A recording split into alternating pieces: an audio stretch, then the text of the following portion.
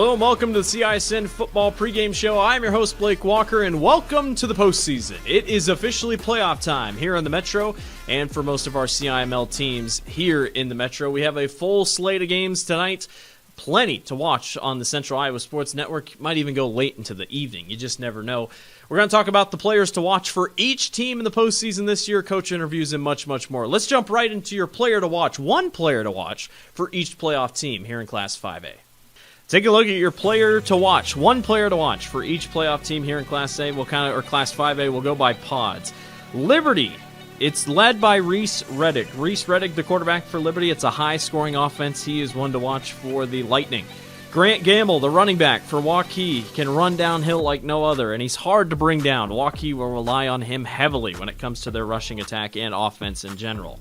For Ankeny, Andrew Hassey, the D-end. Boy, he has racked up sacks this year. 7.5 sacks. You're going to hear his name all over the football field. He will be an issue for Ankeny on defense when it comes to playing against different teams here in the postseason. For Linn-Mar, it's Dylan Muzinski, one of the top touchdown leaders in Class 5A at the running back position. A really good downhill runner, can make people miss in open space. Lions will rely on him heavily if they want to get a win tonight in Ankeny.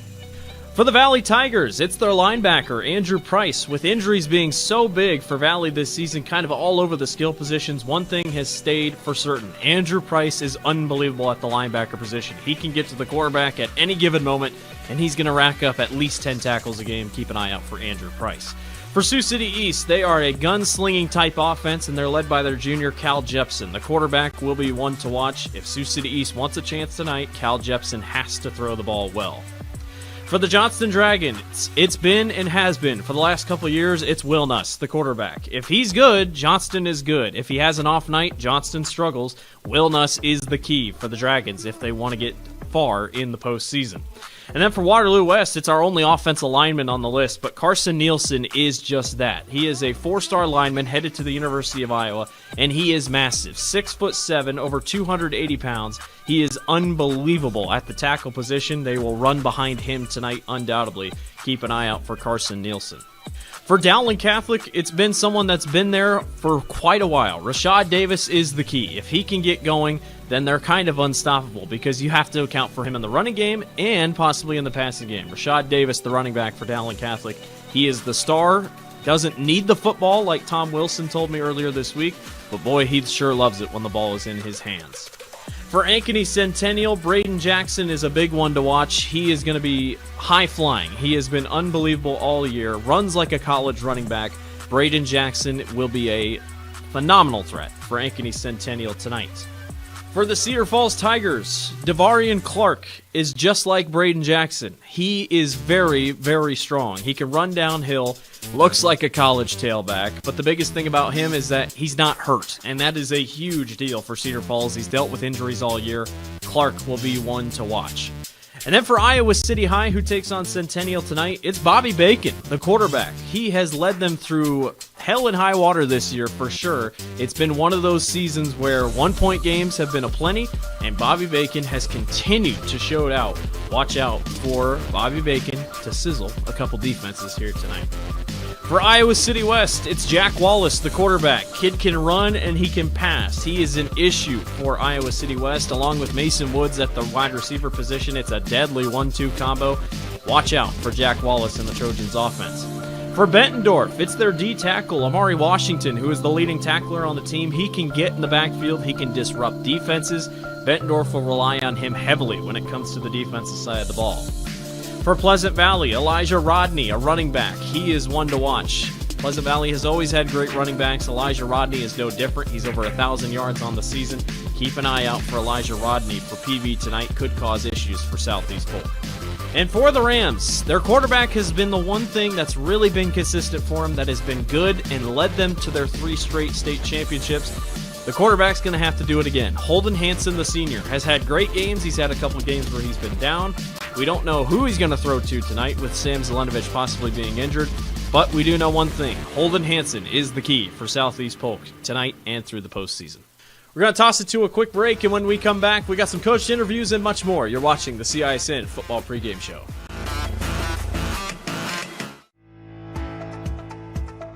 Metro Heating and Cooling is celebrating 40 years of keeping Des Moines comfortable. To celebrate, this October we're offering $40 off one of our seasonal maintenance plans or $40 off any repair. Get your home ready for the colder months with expert care and big savings. Whether it's a quick tune-up or a much-needed fix, we've got you covered. So call Metro Heating and Cooling today to celebrate 40 years with $40 off this October. Trust the team that's been keeping you warm since 1984.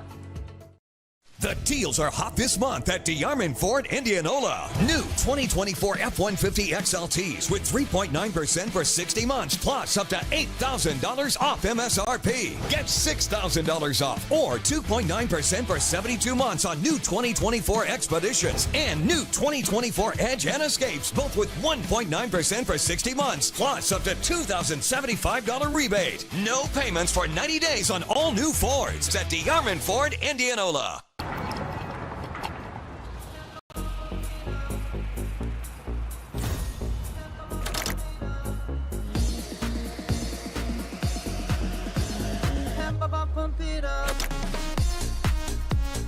A fuel choice that even rivals can agree on? Now that's worth the hype. Cheaper, cleaner, and homegrown. Pump it up with Unleaded 88.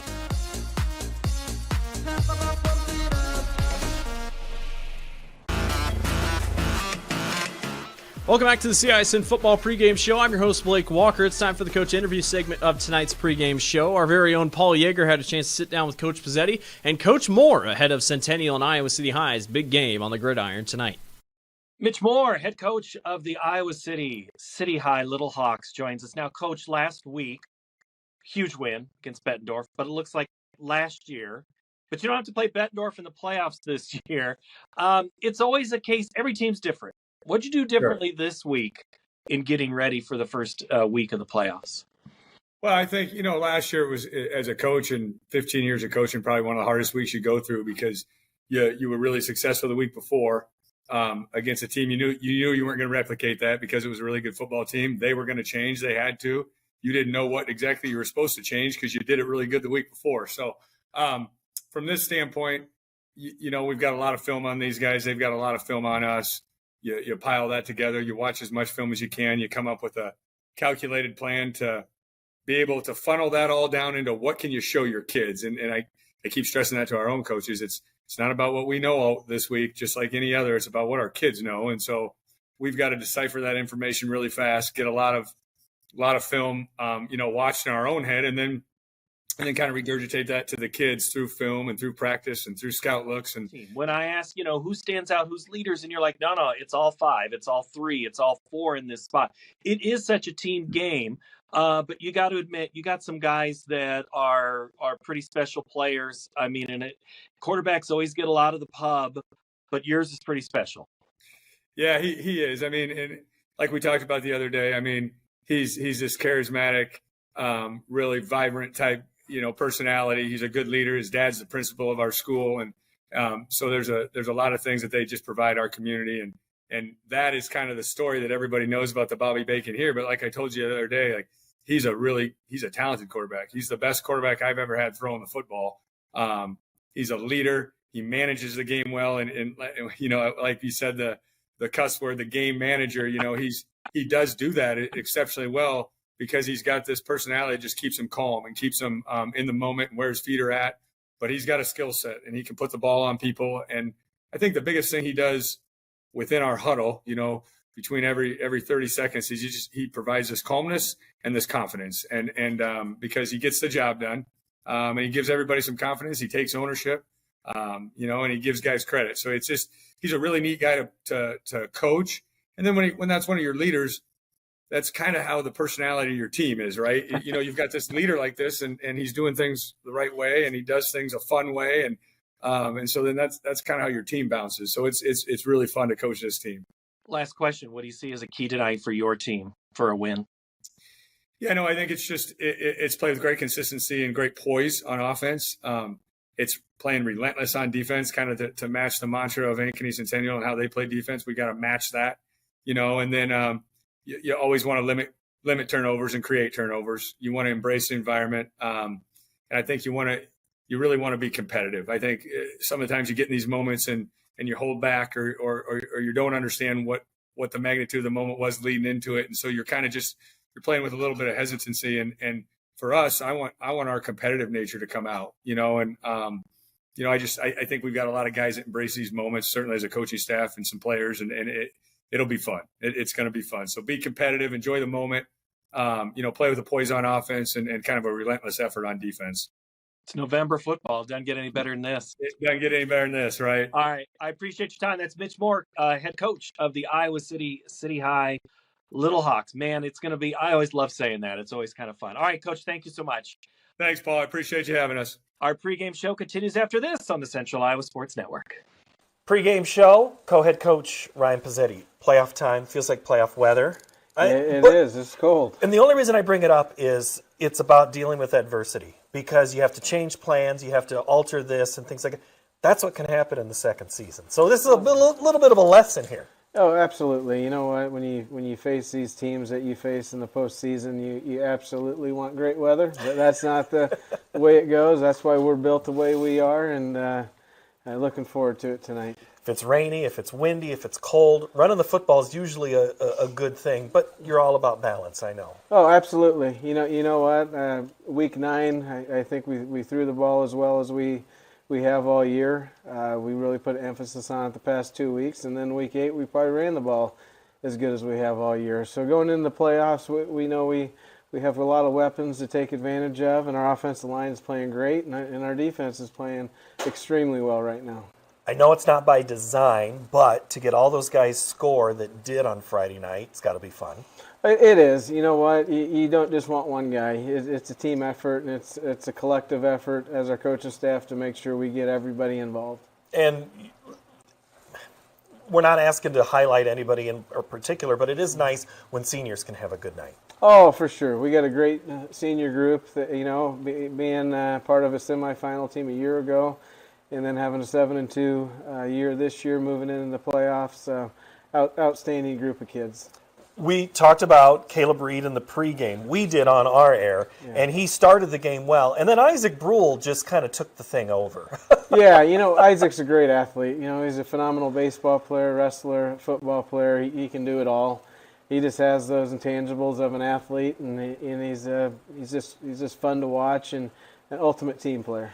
We asked him in the postgame which one meant more, the rushing touchdown, the passing touchdown, or the INT. Yeah. So what did he say? Now I got to remember. I think he said the score, just whenever he scored. I think the receiving touchdown was big. Tight end, Kane Brooks, nice play up the middle too. You know what? He's had 3 touchdown catches. He's kind of the forgotten one. Outstanding blocker. And anytime you get the tight end involved in our offense, that's a bonus.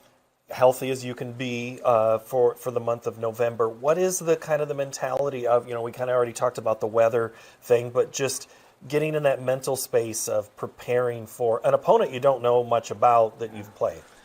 Iowa City High is an outstanding football team. Their offense is as good as anybody. They got a lot of weapons up front. They're very, very good.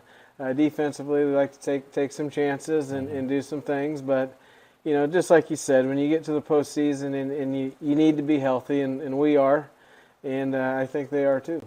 City High, good quarterback, really good quarterback. Mm-hmm. Coach Moore can't say enough good things about him. What stands out on tape that you have to contain tonight? Oh, consistent. He's very accurate. He's nonchalant about how he does it. He's just smooth, and he's definitely the center point of their offense. You got some linemen going to the next level. You got players on both sides of the ball with familiar last names. And then, oh, by the way, they beat the number 1 team last week. Absolutely. They played dynamite. And we know they're going to come to Ankeny, and they're going to play every bit as good as what they played against Bettendorf, and we know that. And we need to raise where expectations are going forward.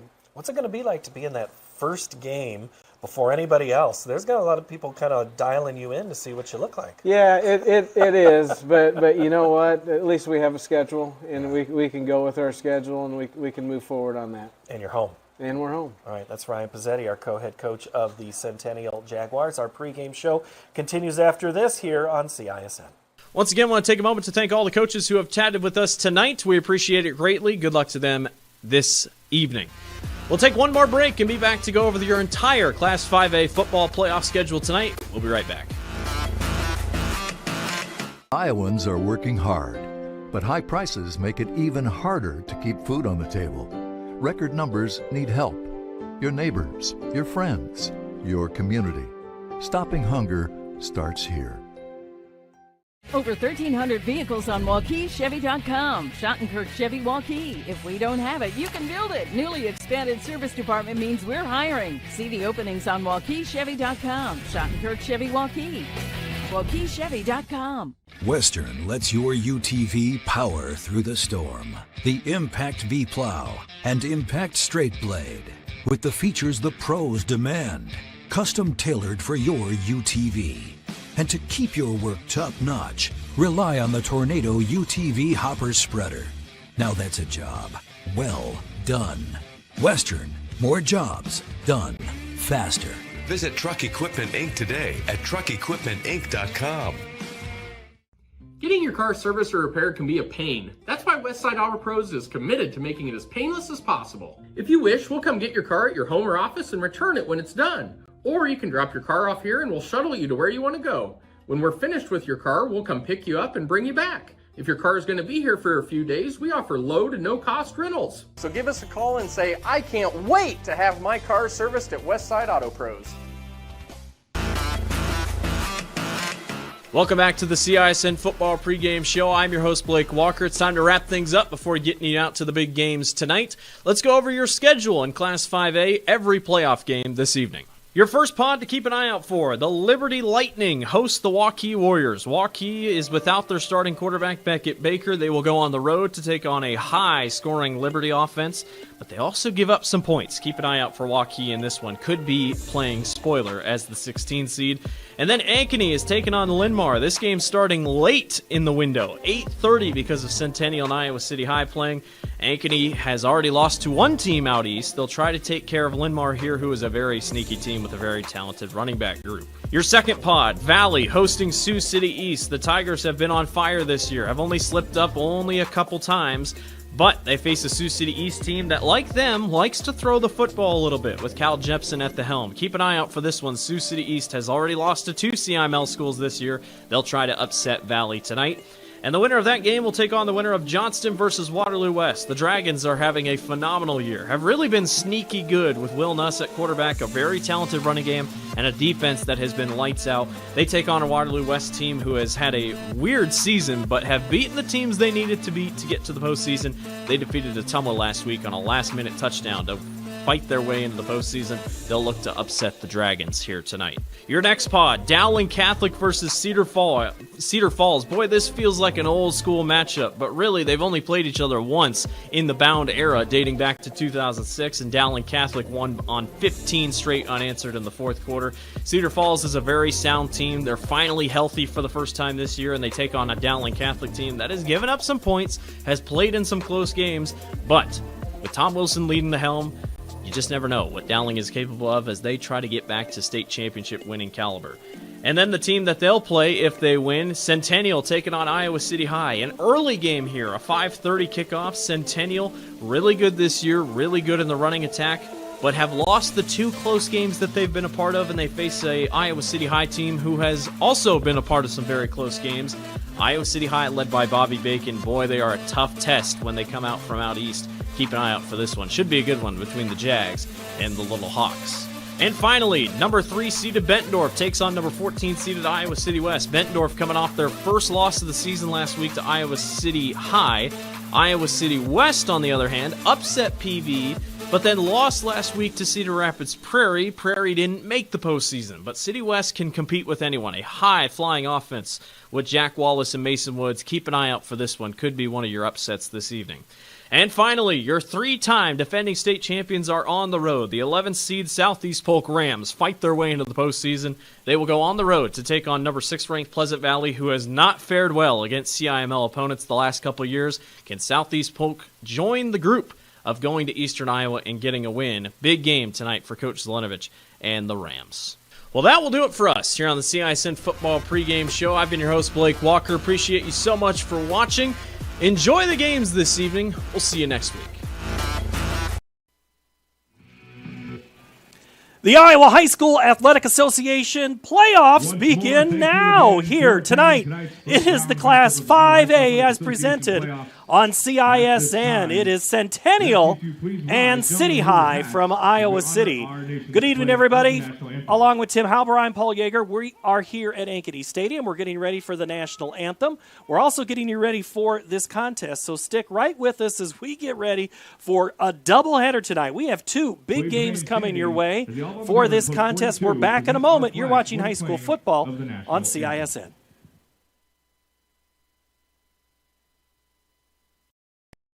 Save big at DeArmond CDJR Ames. Receive 2.9% for 84 months on the new Dodge Hornet RT, Grand Cherokee 4xE, and Jeep Wrangler 4xE. New Ram 1500 4x4s at one low price of $35,990. New Ram HD Crew Cab 4x4 starting at $47,990. That's over $13,000 off. Plus up to $10,000 off MSRP on new 2024 Grand Cherokees at the all-new DeArmond CDJR Ames. DeArmondAmes.com.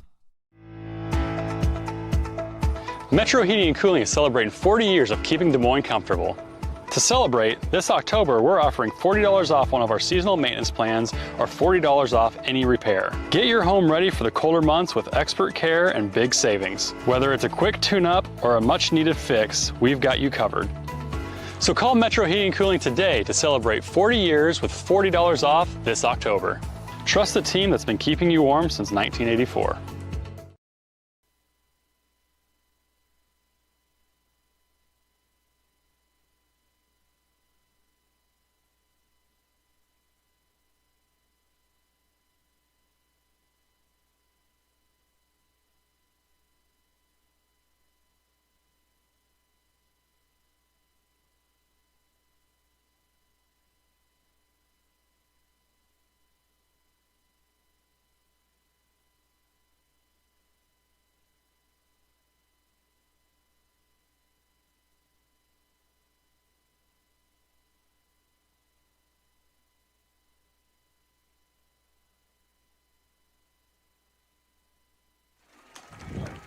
It's time for high school playoff football class 5A style, the City Hawks. Iowa City, City High Little Hawks, and the Ankeny Centennial Jaguars, part of a doubleheader coverage tonight here on CISN. The Jaguars 7-2, City High 6-3. But Tim, no game bigger than win number 6 for City High last week against number 1 Bettendorf. Kind of upset the whole playoff picture. It's kind of the reason we have a doubleheader tonight. How'd they do it? They punched their ticket. One, they got better as the season went on. They had 2 losses to start the season. They had to regroup to find out who are we, how good are we. They righted the ship. They went on a winning streak there. Then they came in at home against number 1 Bettendorf and took care of business quite well to punch their ticket here tonight. You could see those stats there. It's kind of impressive the way City High, they score 39 points a game. The issue is they give up 31 points a game tonight. They do it with Bobby Bacon. He is a guy that, Tim, I'm not going to say you're obsessed with him. You just might be. No, he's a really smooth quarterback. He's got a kind of a swagger out there. You know, I liked his Twitter feed. Sizzling Bacon, number 5. I like that. But he's got a lot of moves. He moves around the pocket. He's very confident out there. He's going to swing it. He's kind of a 3/4 arm swing. Likes to hit the tight ends. He's very cool, calm, collected back there. So he's going to take quite a bit to rattle him. 1,850 passing yards, 16 touchdowns, 7 interceptions. Then you have City High also coming back to Central Iowa, a place they haven't played. They did play against Dalian in a home-and-home 2 and 3 years ago.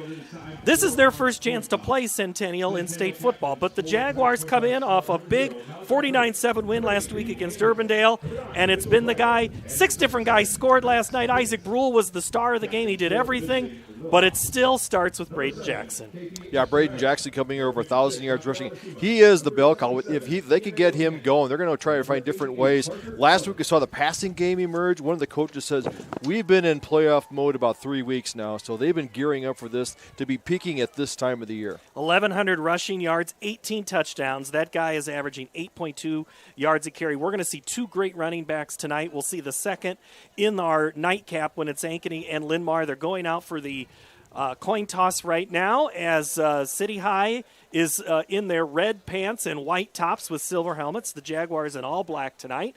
The 3rd and 4th members of our broadcast are down on the field tonight, who a couple of days ago did not want the assignment with rain and then wind yesterday, but we're at 57 degrees, winds out of the southeast at 18 miles an hour. Let's say hello to Austin Oliver and Emma Eckhart. Hey, what's happening there, Austin? Well, you know what? Em and I were talking before the game. We thought the sun was going to be a factor, but it's dropped steadily here.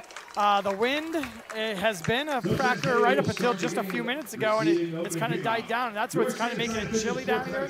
So I think once that wind goes away, we'll be all right. It's going to be a great night for football. It's going to be about 48 degrees by the time this game is done, 43 by the time our night is done. But it is November, it is high school football, and it is kind of fun. So City High wins the toss. They defer, which means they are kicking from the south end of the field. They'll go south to north. Tim Halber, what do you see as keys tonight? Key for is that can the City High offense get consistency against the defense? I don't know if they faced a defense. I think of all the teams that we've seen this year, Centennial may offer the number 1 defense that I've seen. Really, they start 10 of 11 of their starters are seniors. They're a very experienced, very savvy group. But let's face it, City High also has some young guys. There's one in particular we haven't talked about, but I'm going to guarantee we're going to say Marshall Sheldon's name a lot. The freshman, 6 foot, 173 pounds. We'll see him right off the bat here on defense for City High. Teeing it up right now for the Little Hawks is Jaden Nichols-Lindsay. He'll be the kicker. Hello to everyone watching ahead of their playoff game tonight. We got a full slate in 5A, 4A on down the line, but this is the first. We'll have the first and the last, Tim. Glad to have you here as we kick things off tonight from Ankeny Stadium. Glad to have you along for the ride on the Central Iowa Sports Network, and we are underway. Short kick is going to be taken at the 10-yard line. That's Braden Jackson. He's at the 20, and he's reached and touched, and now he keeps moving. And he'll get a couple of yards as Blaine Hike makes the stop, and that'll be where the Jaguars start their offense. They bring out Chase Kluver on the season, 78 of 121 for 1,100 yards, 16 touchdowns, only 4 interceptions, Tim. Here's the thing. It is windy. It is November. Centennial, they like to be balanced. How much do you see him tonight throwing versus running? I think he'll try to establish that running game. I think Kluver last weekend did a nice job of getting the ball out there and passing, and had a couple passing touchdowns. But look to establish a running game between Jackson. I see Heather maybe having a big game. Might be the X factor tonight in that rushing offense for Centennial. In the single set is Braden Jackson next to Kluver. Brule goes in motion for the Jaguars. First play is Braden Jackson. He's off the line of scrimmage, and he's tripped up at about the 35-yard line. Blaine Hike and also Davion Luckett is there for the Little Hawks. Gain on that play of 6. Luckett, their strong safety. He's 23 tackles on the season coming in. City High likes to play this 3-4 defense, and their two outside linebackers are very, very active. Reed and Brule to the right side of the formation again. Braden Jackson sidesteps one, fumbles the football, it's out, and I think City High has it. And they do. Little Hawks get a turnover to start, recovering the fumble. Coming out of that pack is Davion Luckett, the junior, makes a big play tonight here to get things started. It looks like Jackson tried to get a few extra yards there to ensure he got the first down. Got punched from behind. Ball on the ground, and a big turnover there. One thing that Centennial does not do is turn the ball over very much. So that means the Little Hawks will bring out their quarterback, Bobby Bacon. 3 receivers to the left. In his backfield is Call. Call gets the early handoff. He gets outside, stiff arms a man, and is pushed out of bounds by Jackson Reed. One guy we're going to see, maybe mentioned a lot tonight, one of the top receivers is Parker Sutherland, number 88, their tight end. Got a nice block on Curvey out there, letting Call get the extra yardage he needed to get the pick up 7 yards. Clock stopped on the play that goes out of bounds. Pickup of 7, 2nd and 3 from the 34. Call back there with Bacon. It's again Call. Dives his way through the line of scrimmage, gets up to about the 30, which is going to be close to a first down, and I think he picked it up. Yeah, they're moving the chains. Call again on the carry. Mitch Greider, the tackle. Number 9, Greider. 39 on the season, or 36 that is on the season for Greider.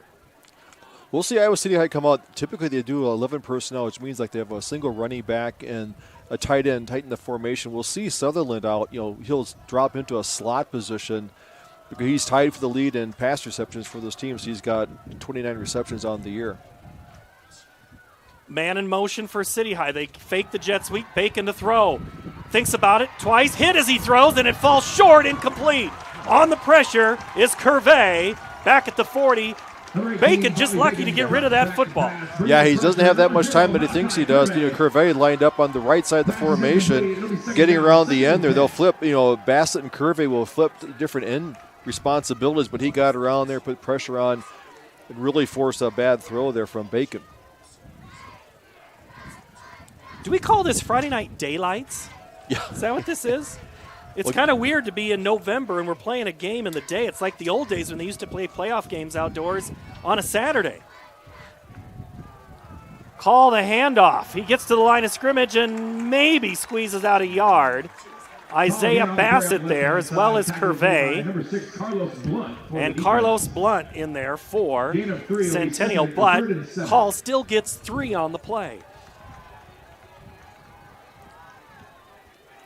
Yeah, that four-man front for Centennial is pretty stout. The linebackers need to get through their gap responsibilities and get up there. A lot falls on Reed Anderson and Carlos Blunt, the linebackers, to go there and close those inside gaps, not giving much room for Call to run.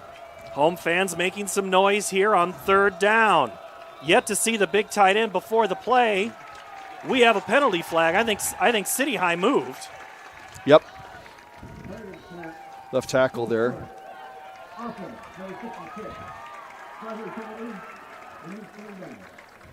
Tyler Rindle's whistle, the senior who's headed to Northern Illinois, where he'll be reunited with one of his dad's college friends' sons.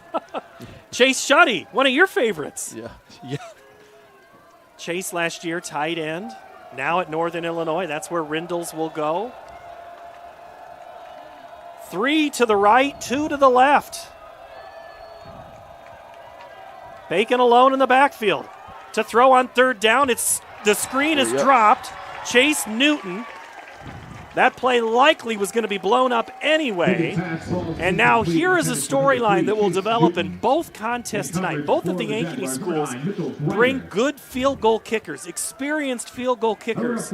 City High and Linn-Mar do not. Not a lot of kicking. Jackson Nichols Lindsay on the season, 1 of 1 field goal from 26 yards. So City High is going for it here on 4th down from the 32.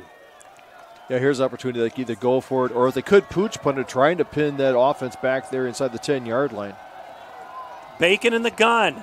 Call goes in motion. Look for him on the swing.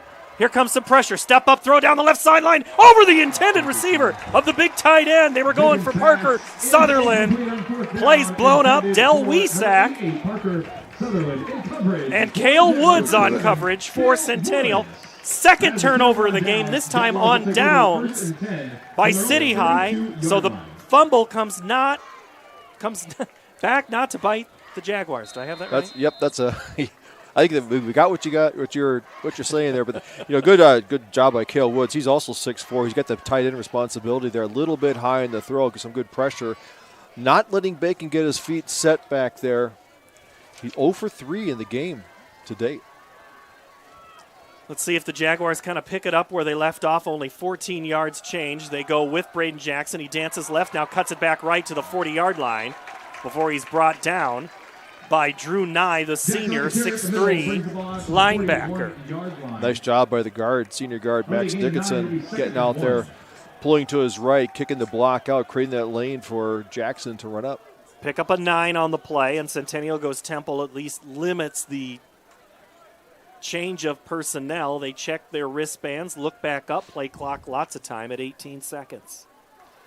Second possession, now it's Braden Jackson around the right side. He has 1 blocker, now 2, still on his feet. He's across midfield and into City High territory before he's brought down by the Little Hawks, and that's Kane Willie as well as Blaine Hike. Yeah, Blaine Hike, their middle linebacker, leading tackler at 53 tackles on the year, but very patient running by Jackson, waiting for the hole to develop, and he plants that outside foot, cuts it in there.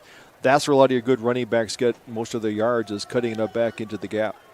Ball at the 48 of City High.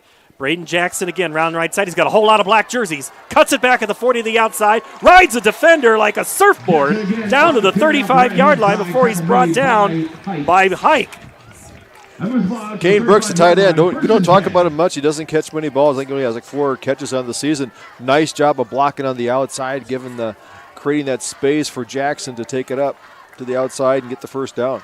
Gain of 13 on the play. Jaguars now have the offense moving just a little bit more in their favor. 7:47 to go first quarter. 1st and 10 from the 35. 2 receivers to the left. That's where Jackson is. Who'll get the call. Braden is hit at the line, and the ball comes out again. I think, Ankeny was able to fall on it. I think tackling the football was probably Raphael Ituma. Yeah, I think he either was the one, Johnny on the spot there to land on the ball there. You may have to talk to Jackson the sideline. You need to get that ball tucked in that armpit a little bit tighter. Because Iowa City has come to hit, and I think they're getting a hit when he gets through that line. He's going to have to secure it a little bit more. Possession is a big thing in this game. Kane Willie, the tackle, or made the fell on that fumble, of the defender. They swing it back out to Good. It's caught on the swing. He's got the first down. He's out of bounds at the 21, if not the 19-yard line, and a flag comes out late with an extracurricular activity on that far sideline. Yeah, Kivion Estamera was riding him out of bounds. He was getting almost to the track, and he kind of gave him a little extra help landing on the track, and that's going to always draw a flag from that sideline official.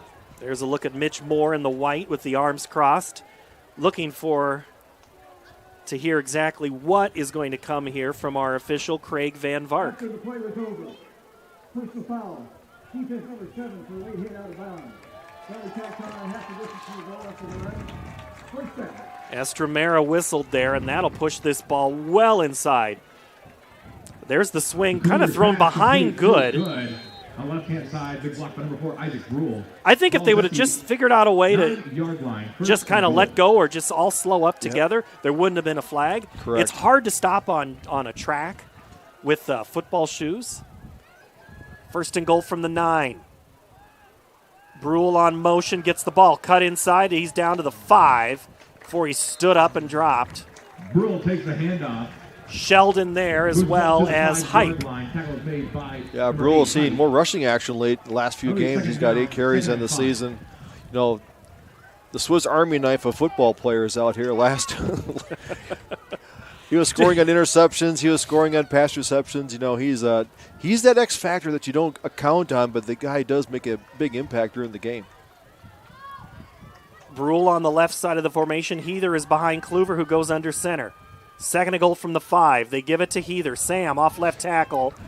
Gets a couple more down to about the 2 before he meets the pile of white jerseys. They got the. So it's 3rd and goal. Third down, 3rd and goal. Atuma was there first for City High. Now 3rd and goal from the 2. I think we'll look at the same thing, the same formation, putting Heather there as the tailback.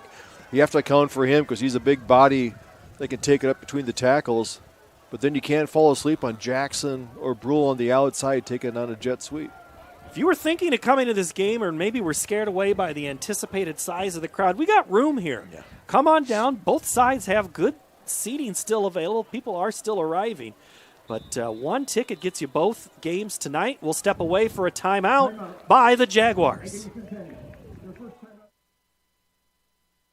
Hey, this is Chris from Fireplace Superstore, and you and I both know that you've been wanting to convert your drafty old wood-burning fireplace into a high-efficient gas one.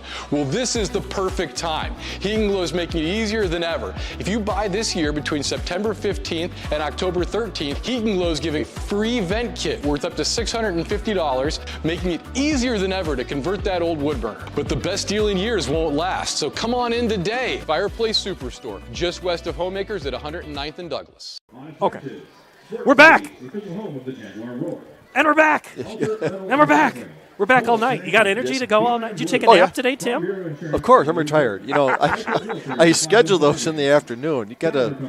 That's one of the greatest parts. You know, it's like kindergarten all over again. You just take your nap in the afternoon, you're good to go. I highly encourage it. Good work if you can get it. It is. Centennial, they were dismissed. I think I heard Coach say after 6th period. If you're City High, you had to get on the bus to make the hour and a half, almost 2-hour trip from City High, where that is on the east side of town. 3rd and goal for the Jaguars. Kluver gives it to Jackson up the middle, walks into the end zone. Touchdown, number 1 for Braden Jackson at the 5:20 mark for the Jaguars, and they're on the board. Braylon Deacon Cahy, I like calling out offensive line, but he drove his responsibility into the end zone. All Jackson had to do was follow number 57 in the end zone. They got 6 points.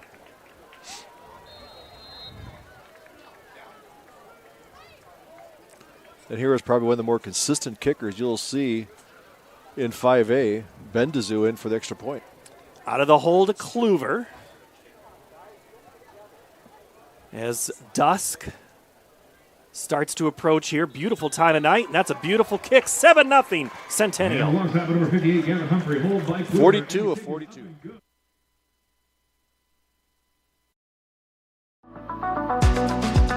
Hi, this is Chris from Fireplace Superstore, and if you've been thinking about upgrading that old wood or gas fireplace in your home, or adding a new one someplace that you've always wanted, we have Central Iowa's best selection of wood, gas, and electric fireplaces.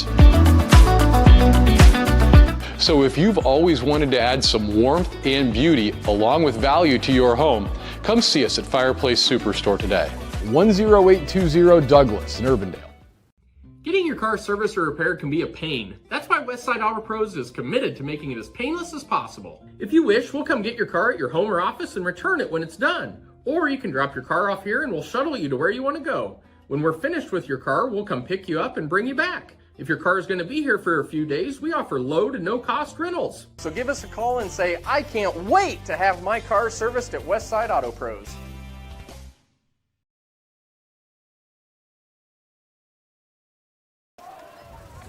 Jaguars take advantage of their second possession off of the turnover on downs. They go 8 plays, 68 yards, ends in a Braden Jackson 2-yard touchdown run that took 3 minutes, 47 seconds.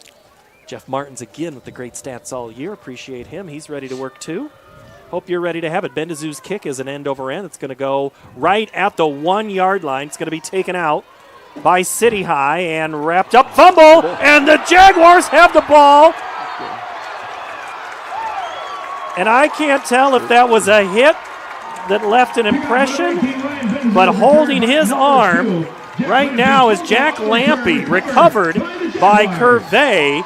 And just like that, the Jaguars are going to send their offense back out at the 20-yard line. Here's the replay. That's the advantage of putting your athletes on kickoff. Oh, so Curvey threw him around kind of like a rag doll, but Lampy was coming up on his arm. Whether he pinched that arm, I don't know what happened. Austin, we'll get to you here in a minute after this first play from the Jaguars. First and 10 from the 20. Toss over to Braden Jackson. He gets outside. There is nobody over there. The 10, 5, Braden Jackson, back-to-back plays, touchdown. Number 1, Braden Jackson with the Centennial touchdown. And on the outside, once again, another great block. Like one of our favorite names is Braylon Deacon K. He took his player out of the play and wide open there for Braden Jackson, using that speed, took it to the end zone. So surprise here, pretty much a turnover late in first quarter. This one leading to a one-play drive for Centennial. Now finding the extra point is Bendizu. Kick is good. Centennial 14, City High nothing. You're watching high school football, the playoffs here on CISN.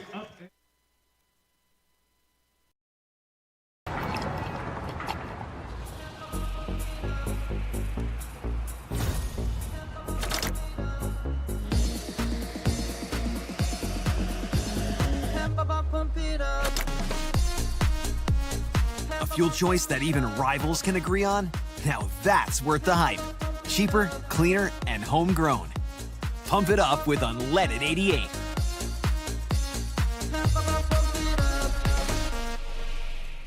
Western lets your UTV power through the storm. The Impact V Plow and Impact Straight Blade, with the features the pros demand. Custom tailored for your UTV. And to keep your work top-notch, rely on the Tornado UTV Hopper Spreader. Now that's a job well done. Western, more jobs done faster. Visit Truck Equipment Inc. today at truckequipmentinc.com. Can run it, but I don't think they're... One play, one touchdown more for Centennial. Braden Jackson, back-to-back plays. Yard runs of 2, now 20 for the senior. And 2 extra points. It's 14-0 Centennial. Bendizu kicks it end over end. It's going to be in front of the end zone. That's going to be a touchback. Let's go down to Austin Oliver, who's down on the sidelines. We didn't even get to you last time, Austin. I know. You guys just skipping right over me. A couple things from down here on the field. Jackson's running in that first drive and the first touchdown, just super patient. He's looking for the holes, following his blockers. Just a real master class on running down the field. The personal foul over on the sideline was definitely a push way off the field. So it was definitely the right call there. And then number 21 or number 85, I'm not sure which one, on the kickoff return, they were the ones that grabbed that ball from Centennial, just ripped that ball right out and got that returner's arm along with it as well. Thank you, Austin. Good work down there on the sideline. 1st and 10 for City High from their own 20, down 14-0. As the play happens, a flag is thrown, and it's a it's a run on that far sideline for call. Before we sort out this penalty, Tim, we talked a little bit about what's going on here, and it's probably going to be, we'll find out. Illegal formation. Offense. 5 plays in the backfield. I want to say hello to all of our coaching friends who are watching us right now. We're the only game going on, so it's fun to have so many guys watching tonight in real time. Waukees at Liberty, Linn-Mar at Ankeny tonight, Cedar Falls and Dowling, Iowa City West and Bettendorf, Southeast Polk is at Pleasant Valley, Sioux City East at Valley, Waterloo West is at Johnston. And here it is City High trailing Centennial 14-0. A couple of turnovers have come in big for the Jaguars. Bobby Bacon to pass. Flushed. He's got a lot of room. He's going to run. He slides down at the 20. Gets a couple of yards. They're going to actually say he only got a yard on that play. Well, they're behind the sticks there, so he picked up 6 yards on that play, on that slide. Athletic, he doesn't run a lot. He's got 90 yards rushing this year, but that's good coverage by the Centennial defense. He had no place to go. They were playing him pretty soft.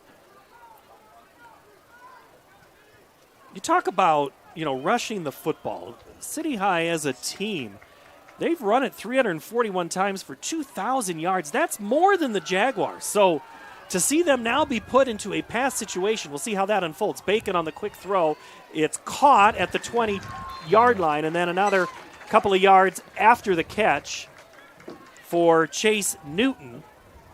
Biggest pass, complete number 3, Chase Newton. Newton's their top receiver, 29 catches on the season. Good job by Jackson Reed there from the corner position, coming up, taking on the blocker, which really created the rest of the defense to come in there and make the tackle. He doesn't have to make the tackle. Sometimes if you shut the edge off, your friends from the inside can meet you there. So good disciplined defense to date.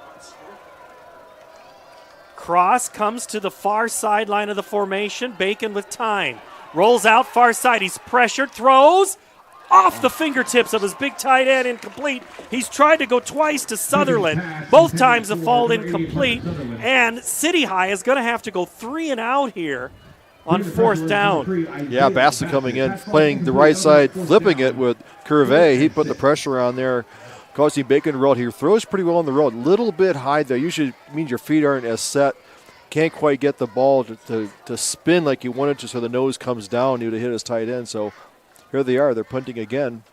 Sully Bright stands at his own 11-yard line. Takes the snap, gets his kick. Nice spiral, just not a ton of distance, taken by Isaac Brule at the 44-yard line. Cuts it back at the 45, spins his way. He's still on his feet. Now he goes down the far sideline. Another cutback. Now he's at the 40, 35, 30 before he's brought down. A heck of a return by Isaac Brule for the Jaguars, finally brought down by Elijah Davis. The senior makes the stop, but here is this replay.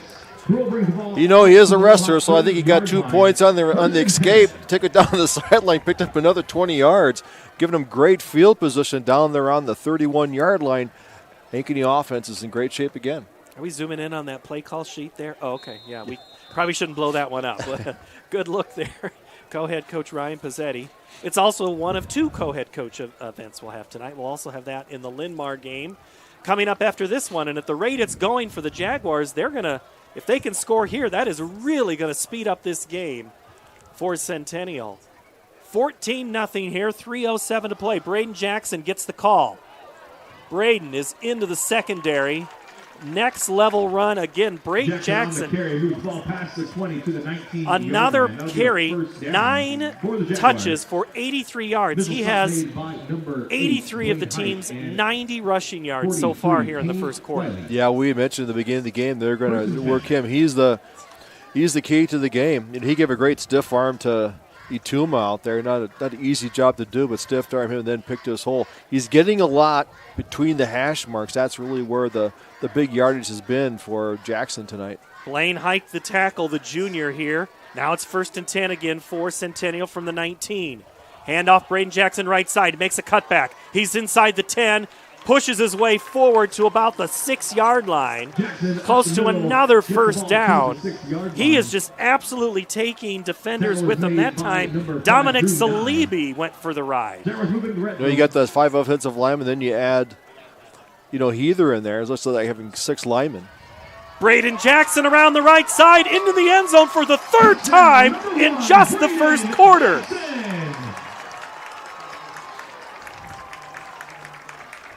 Yeah, he's loving it. Those big boys up front, they like this early kickoff. They're doing a great job getting the drive off the ball here, getting Jackson in the end zone. 6-yard run. I missed the yardage on that play. Thanks, Jeff. He's looking at me like, what is he asking for? I'm asking for how many yards. I forgot to write it down. Bendizu on to attempt the extra point. Out of the hole to Kluver. The kick is up and good. Centennial 21, City High 0. This is playoff football on CISN. Kick by Bendizu is up. You want to get stronger, faster, healthier. You want more. You want to be part of something bigger than yourself. A place for people of all ages, all walks of life, that provides opportunities for all to succeed. We do that. We're the why. Build more than muscle. Build a stronger community. Iowans are working hard, but high prices make it even harder to keep food on the table. Record numbers need help. Your neighbors, your friends, your community. Stopping hunger starts here. Over 1,300 vehicles on WaukeeChevy.com. Schottenkirk Chevy Waukee. If we don't have it, you can build it. Newly expanded service department means we're hiring. See the openings on WaukeeChevy.com. Schottenkirk Chevy Waukee. WaukeeChevy.com. 3 plays, 25 yards, another touchdown for Centennial. High kick, Bendizu. This one is going to go and now come out. And City High trying to get something going. Right there was Dawson Call. And I got a great stat line here for you, Austin, about Braden Jackson. He has 5 10-yard carries or more, plus 1 of 9. There's a down Jaguar. Let's go to you for a report. Yeah, I tell you what, it's been just a strong dose of Jackson so far. I was just talking to him on the way back here. I mean, it's other than the turnover, it's about as good as you can get for the Centennial Jaguars here in the first quarter. We have an injury on the field. We will step away. You're watching high school football on CISN. It's the DeArmond Ford Kickoff Event. Score big on a new 2024 F-150 XLT with 3.9% for 66 months, plus a total savings of $8,250. Get a new 2024 Bronco Badlands with a total savings of $6,000 and special incentives on new Ford SUVs like the 2024 Ford Escape and Bronco Sport and the new 2024 Edge and Expedition with big savings. All at DeArmond Ford Indianola. DeArmondFord.com. The injured Jaguar was Gavin Matheny, and he's helped off the field on his own power. He'll go to the tent underneath us. And City High will start from their own 22 on a 22-yard kickoff return. Let's see what the Little Hawks do here. It's a pitch to the right side, call. Shakes and bakes a little bit, gets near the 30. Great pickup on first down to get almost 7 yards before he's tackled by Isaac Brule. Yeah, Brule stuck his head down there. Good little quick pitch, a little half pitch option there, trying to gain some positive yards in their first down. Bacon fakes the toss, rolls out. He's got a defender already on him. Shakes one, throws, caught, and dropped. Chase Newton grabbed it, and Isaac Brule was there right away, but not until City High gets first down here. So their first down of the game comes with 1:35 to play in the first quarter. Yeah, Bacon showing good feet there. He faked out Bassett to roll out. Future Pittsburgh State commit. Quiz. Bobby Bacon. You know what state Pittsburgh State is in? You know what it is. I do. You do. See if the fans know. Yeah.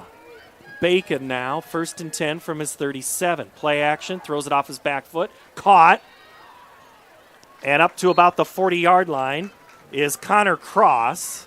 Pitt State, found in the state of Kansas. And the nickname? The Gorillas. The Gorillas. Yes. I love it. Now, here's the connection. The offensive coordinator is Coach Mitch Moore's best friend. The two of them were at Iowa State together years ago. So there's always a coaching connection somewhere. There's a tree. Bacon goes to work. Coach raves about his poise. Throws a great ball right there to call. It's a first down. He's into Jaguar territory. Still on his feet. Spins his way down to the 35-yard line before he's dropped by Cal Woods. Great pickup there for City High. Nice read by Bacon. Checking there. The rush is coming in. He had a blitz on there. Only the second catch for Call, the running back, but gets the first down. Gain of 25 yards. They go back underneath, run it, and then, holy cow, he meets a black wall. Noah Carter in there created the wall, stopping him after about a 4-yard gain. Mitch Greider tackles Gabe Eglund. For the defense, gain of 2 will be 2nd and 8. Eglund on the season as a senior, rushed it 101 times, 683 yards, 9 touchdowns. That is how the quarter is going to end. It's all Centennial, 21-0 here from Ankeny Stadium. To everyone making time for life's best moments, let us celebrate with you. In Wisconsin, we love celebrating together. Big days or any other day. So much. From hot and juicy To ooey gooey. To oh my word. Oh my word. Cougars! Serving you a handcrafted meal that makes Today a little bit more special. That's what fills us up inside. From Wisconsin with love. Welcome to Delicious. Yeah.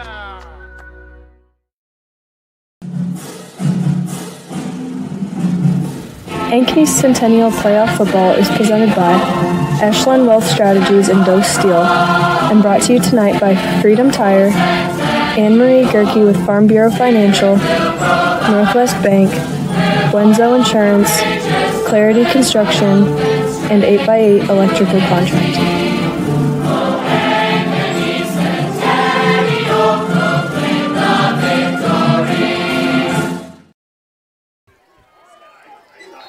Quarter number 2 getting ready to take off. Centennial up 21-0 on City High. 3 Braden Jackson touchdowns. But City High moving the football on this drive. They now are going to the south end zone. Here comes the pressure. Bacon gets it away. He gets it to his running back. And still on his feet is Eglund, and then he's dropped. That was just a lot of work to get back to the line of scrimmage, and he didn't even make it. Tackle there, Mitch Greider.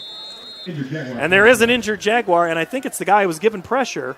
Look, I think it's Bassett. Oh, there. Bassett, it's the other one, Curvey. He might have ran into Curvey coming around the other side of the bed head-to-head, but going out there, Woods did a great job of getting on the tackle there, causing the running back to start. Then Mitch Greider from his defensive tackle position, scraping down the line of scrimmage, making the tackle. Fans starting to still make their way in tonight as you look at the City High lineup. And the winner of this game, this is how the playoff picture looks for the brackets tonight. We've got all sorts of fun stuff. We got some games. We got a lot of East-West going on. City High beat Bettendorf last week, and we are in the Pod B. Winner of this contest will face the winner of Cedar Falls and Dowling. That game you can watch on CISN. They're about a half hour from going on pregame there. That at Mediacom Stadium this year. So the Maroons vacating Williams Stadium and instead using Mediacom Stadium. In B, in A is Waukee and Liberty and Linn-Mar and Ankeny. That's the other. So we have A and B pod games tonight, too. It's playoff football. Win and you're in. Lose and go home. Bacon. Three-step drop, pressured already. Throws and escapes one. Great move there. Bacon still buying time. Scrambles, throws to the end zone. Into a pair of defenders. Caught. 2-1. Touchdown, City High. Wow, what a play. Oh, wow. He finds number 1. Oh, Salabi. Salabi got in touch with it. Great there, rolling out to his left. Bacon spins, comes back out of it, rolls back to his right. Chucks one down the end zone. Great job there. Almost had the tip back, but they needed that score to get back in this ball game. Dominic Salibi, the senior, answers the play.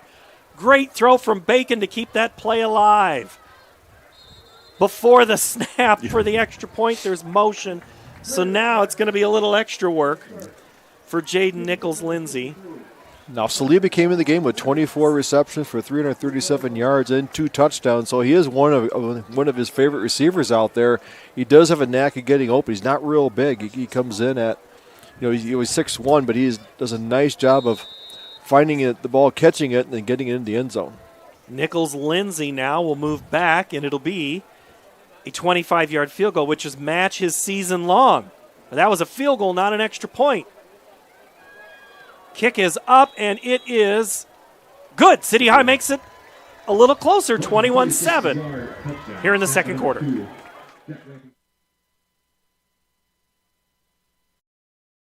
Save big at DeYarman CDJR Ames. Receive 2.9% for 84 months on the new Dodge Hornet RT, Grand Cherokee 4xE, and Jeep Wrangler 4xE. New Ram 1500 4x4s at one low price of $35,990. New Ram HD Crew Cab 4x4 starting at $47,990. That's over $13,000 off. Plus up to $10,000 off MSRP on new 2024 Grand Cherokees at the all-new DeYarman CDJR Ames. DeYarmanAmes.com. Metro Heating and Cooling is celebrating 40 years of keeping Des Moines comfortable. To celebrate, this October we're offering $40 off one of our seasonal maintenance plans or $40 off any repair. Get your home ready for the colder months with expert care and big savings. Whether it's a quick tune-up or a much-needed fix, we've got you covered. So call Metro Heating and Cooling today to celebrate 40 years with $40 off this October. Trust the team that's been keeping you warm since 1984. 7 plays, 78 yards, touchdown. Bacon to Salibi, touchdown, City High. Beat that, everybody else, for play of the week right there. City High to kick it off and send their defense out unless something crazy happens here. And it's a low liner kick. There's your something crazy. That ball's bouncing around, taken at the 25-yard line and then up to about the 35. Goes the guy who was injured on the last play, Gavin Matheny, on the last kickoff. All right, Austin Oliver, you ever seen anything like that? Heck of a play there. I think I just want to echo what Tim had said earlier. They're going to be throwing that ball all over the place now. I think if you give Bacon time, he's going to make plays like that all night. The kid's an athlete, and it's just going to extend plays. So they're going to need to get that pressure and keep him in the pocket going forward. But great individual effort on those two on that play. I was going to make the comment about how Coach Moore loves the poise of Bacon before the quarter ended, and I didn't get it back in, but absolutely, there's what Coach Moore sees. Everybody's in the box here for City High as they try to keep Jackson from breaking out. That's only a 4-yard carry for Braden Jackson before he's brought down by a host of City High tacklers. Good job by the interior line. You got the guards and center there. The Humphrey leading the way. Still almost got caught in the backfield, but the forward motion. Jackson doesn't get pinned behind the line of scrimmage very often, but results in a 3-yard gain. But they're looking for him to run the ball. They're going to pinch down that interior line. Gain of 3, 2nd and 7 from the Jaguar 38-yard line. Play action, Kluver. Lots of time, throws down the far sideline. He's got his man, Reed, going do-si-do, step for step with his defender, which was Ion Harris. No flag. Centennial fans wanted it. Yeah, a little over his head. They were bouncing back and forth there, so probably a good no call early on. There's only, I think, the second pass that we've seen Kluver throw tonight. That's a good time to put it in there. Now we got this 3rd and 7, coming up. They're keying on on Jackson. So this does open up, Brule to run the ball, Heather to run the ball. Quite a few options. One of the rare third downs for the Jaguars in this first half. Brule in motion. Kluver looks for the setup, the screen, gets it to Jackson, who breaks out of one tackle. He has the first down, still on his feet. 40, cuts his way back, fumbles the football again, and it's recovered. Hard. Gain of 3 will be hard. Gain of 3 will be 2nd and 7. Also see Marshall Sheldon. That's the freshman. We talked about him earlier. 2nd and 7, gain of 3 on the play by Kluver. Changing the play, looking to the sideline for it. Jaguars made it almost too easy in that first quarter. Putting a little methodical drive. They go Braden Jackson left side. Penalty flag comes down. It's a group project at the 35-yard line. We got even more curricular going on. Coming up finally, Marshall Sheldon. We've not said his name much tonight. Talked about him in the open. Drew Nye also there on the tackle. Probably holding there on the offensive line. They try to get to stretch play to the outside. Holding. Offensive 77. Intended penalty to assess from the previous spot. Holding against the Jaguars, and City High will decline it, so not give another chance to this offense. Ball will stay at the 34. They'll bring up a 3rd down and 7. That penalty will be one thing that Coach Pezzeti had said, we're trying to use Chase's feet more. Sometimes you like to see a rollout, not necessarily a straight run, but just kind of keep, not saying be Bobby Bacon, but maybe be a little more like Bacon and extend some plays. See if City High brings the blitz. Kluver looks for the out and up, throws, he's got a man. Brule has it, 10-5 to the pylon, touchdown! Isaac Brule, back-to-back week scores for the Jaguars. Yeah, Kluver did a nice job. Gave him that little shoulder fake. Had a one-on-one out there over Chris Davis. There he goes to Brule. Gets him for to Reed. Gets it for the touchdown. Nice touch there on the ball over the defender's head. Dropped it in the bucket there for the touchdown.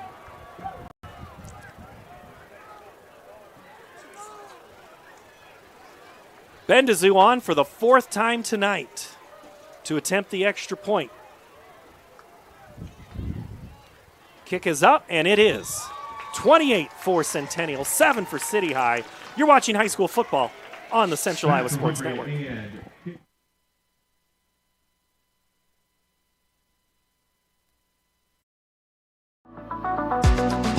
Hi, this is Chris from Fireplace Superstore, and if you've been thinking about upgrading that old wood or gas fireplace in your home or adding a new one someplace that you've always wanted, we have Central Iowa's best selection of wood, gas, and electric fireplaces.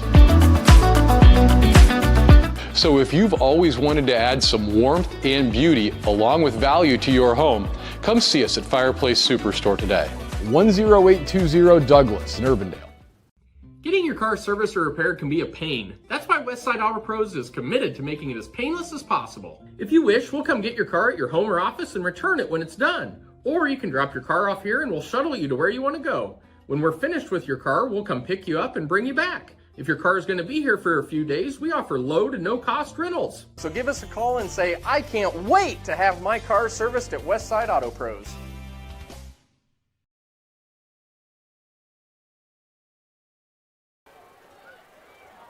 City High takes the Bendizu kick at the 5-yard line. Now coming to the outside, 20-25, still on his feet, making a good run. Gabe Eglin, he's across midfield into Jaguar territory. Great return to start for City High. We do have a penalty flag back at the 23-yard line, and Mitch Greider says, come on back, y'all. We're going to be down here. Little hands in the back. So this one's coming back, Austin Oliver, but man alive, we got ourselves a shootout. Yeah, I don't think it really even had to have happened because he was already around that corner and got turned upfield when the flag came out. On the pass play there at the end of the last drive for the touchdown, I tell you what, he just dropped a dime to that receiver out there. It was a beautiful, beautiful toss out there. Winner of this game will play the winner of Cedar Falls and Dowling. And then the other game, Ankeny and Linmar, they play the winner of Waukee and Liberty. It's the way the pod system works. You're like, are you going to play close by with one another? It's just not the way the pods work. It's all about trying to get the best teams to the Dome and not necessarily by geography. There is some geography in this, but not a ton. Right now, City High is backed up to their own 13-yard line. Let's see what the magician Bobby Bacon can do on this play. Fakes the toss, goes up the middle. And he has stood up, and he's going to rethink that thought when he looks it back on tape. Mitch Greider there, as well as Basic. Stop was made by a few Jaguars. Number 9, Mr. Greider. Yeah, loose in there as well. That's two pretty good tackles there. We got Mitch Greider and Houston loose in there in the tackle position. Good to see Isaiah Bassett back in at his end position. Lining up against DMA the Panda. There's a story with him. 6'3", 320-pound senior. Empty backfield for Bacon. He'll quarterback draw and have a whole lot of turf. Slides down at the 28-yard line. Avoiding contact because there were 5 black jerseys right there for When you run that spread, the linebackers get out there. It opens up the middle. Call through the backfield into the secondary. Reed Anderson there. Coming up at halftime, we're going to talk girls basketball. Scott DeYoung, Centennial coach, will be our guest.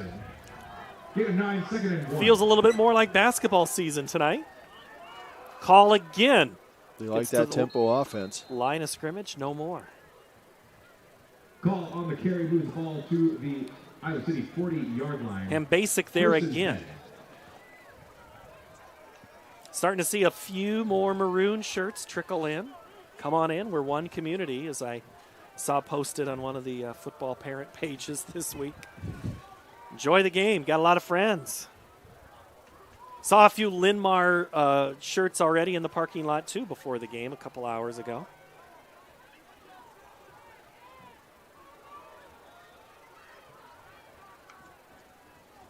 Call again. He'll get to the linebackers. Call on the carry Greider by number 9, Mitchell Greider, and number 20, Addison Basic. It'll be a gain of 4. It'll be 2nd and 6. They're getting some yards on first down. That's where this offense is most dangerous, when they get into that 2nd and manageable, 3rd and short on their offense. They get their tempo up. Coach praised his offense. He likes the offense here at the City High Little Hawks. They've been very proficient throughout the year. 2nd and 6 from the 44. Bacon, pressured, steps up, scrambles, and kind of half slides, but still hit by Basic. And Mitch Moore wants a flag. Bacon on the quarterback carry. Yeah, but Bacon tried to get some yard. Didn't start the slide, and Basic closed quite quickly, even though he got him around the shoulders. His slide was late, so it's a good no call there. But stopped him short, brings up a 3rd and 4. From the 47. Eglin in the backfield with Bacon. Long snap count, looks to the side. That's after they sent Newton in motion. Watch for the tight end. Look for Sutherland. It's going to be Bacon, and he is going to be right at the sticks, but he's short. Short of the line to gain. 18 on the carry, slides just short of the first down at the 49-yard line. It'll be 4th down, 4th and 1. Yeah, Sutherland out there trying to block on Curvey. Create a little bit of a lane for Bacon to run up in. Not much going there. Picked up a couple of yards, bringing up a 4th and 1.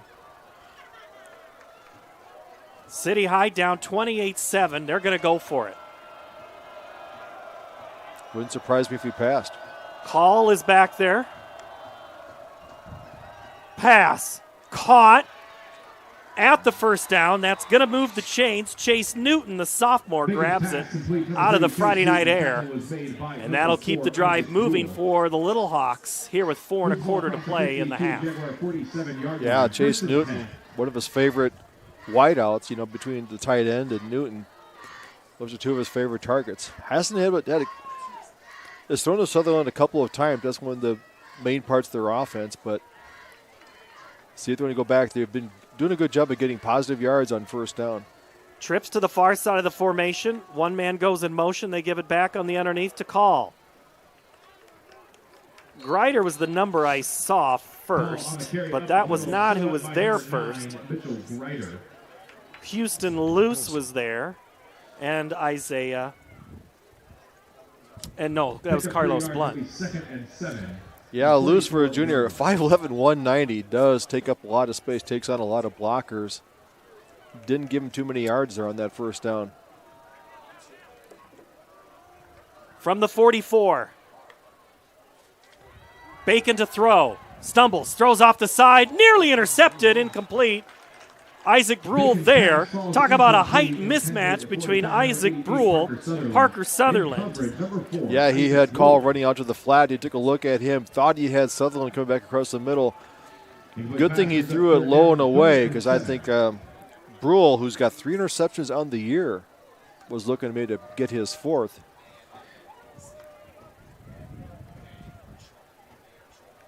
Now it becomes a little bit of time. 3rd and 7 for City High. They're in 4-down territory, down 28-7. Play clock down to 5. I think we're going to see a timeout. We do. Timeout. City High at 3:22 to go here before half. You want to get stronger, faster, healthier. You want more. You want to be part of something bigger than yourself. A place for people of all ages, all walks of life, that provides opportunities for all to succeed. We do that. We're the why. Build more than muscle. Build a stronger community. ETS Performance Des Moines, Little Caesars. Mitch Moore, kind of a homecoming for him, grew up in Ballard, went to Wisconsin Whitewater, Division III Power. He's coached at Iowa State, Greene County, was the head coach at Greene County and is at Roosevelt. 4th season over at City High, which, if you remember, Dan Sabers, the longtime coach there at City High. And my first state championship game I called was City High against Dowling back in 2010. And that was quite a game. But City High is on the upswing right now. A lot of younger guys in some key spots, except the senior, Bobby Bacon. He is leading this squad at 3rd and 7. He's had a great play, which I hear is burning up the internet. Bacon throws far sideline, caught. Not quite to the first down, but oh so close as Chase Newton. Isaac Brule pushes him out. Yeah, good tackle there. Make him earn that last yard, but brings him a 4th and 1. Last time they had a 4th down, they did a quick little out to Chase Newton. That'll bring up 4th down, 4th and 1 from the 38. Thinking that is rushing yards are hard to come by against the Centennial defense. See what they do here. Try to roll someone out to the flat one-on-one. Something short.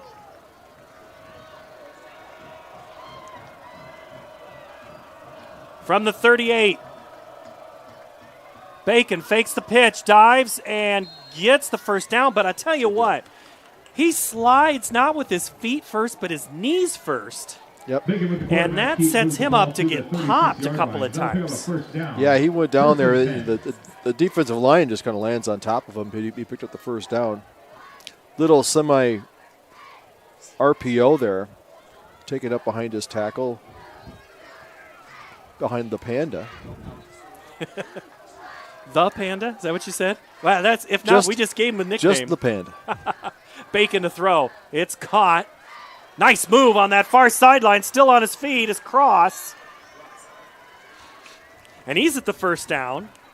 Connor Cross, the senior, makes a nice move there.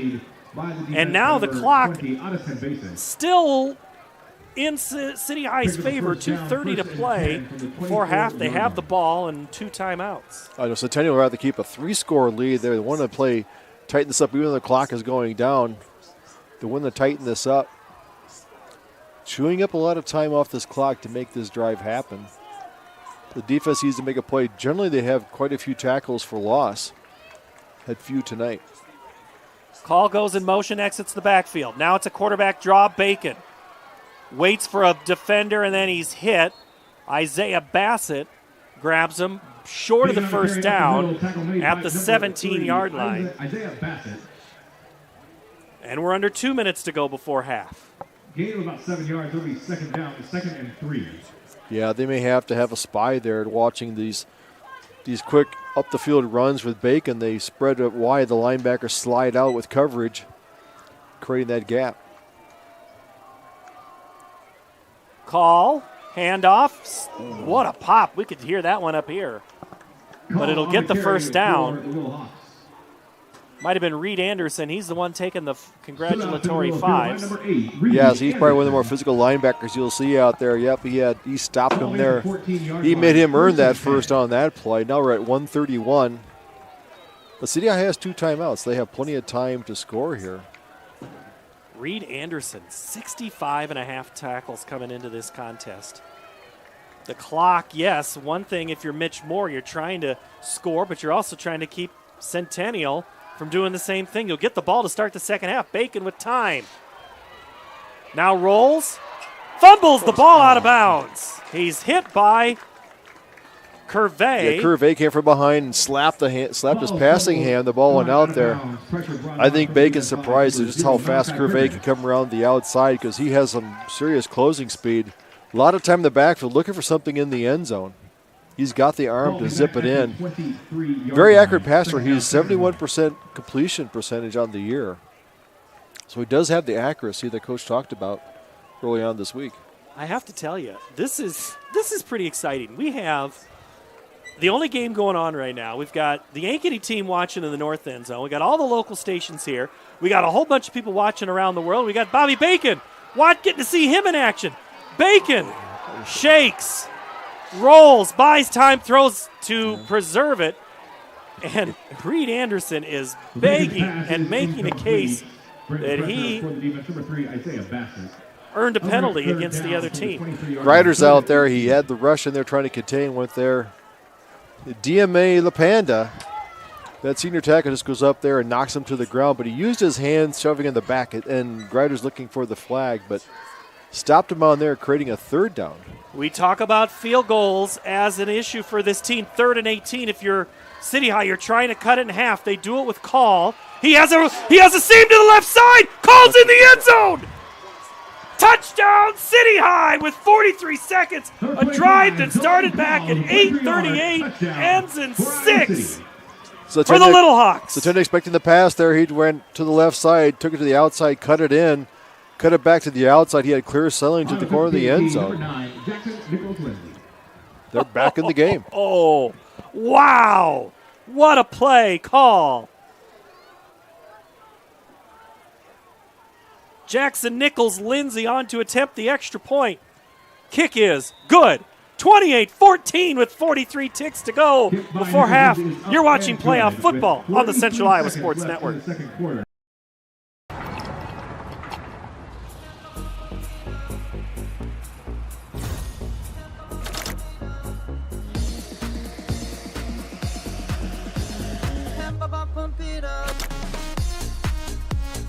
A fuel choice that even rivals can agree on? Now that's worth the hype. Cheaper, cleaner, and homegrown. Pump it up with unleaded 88.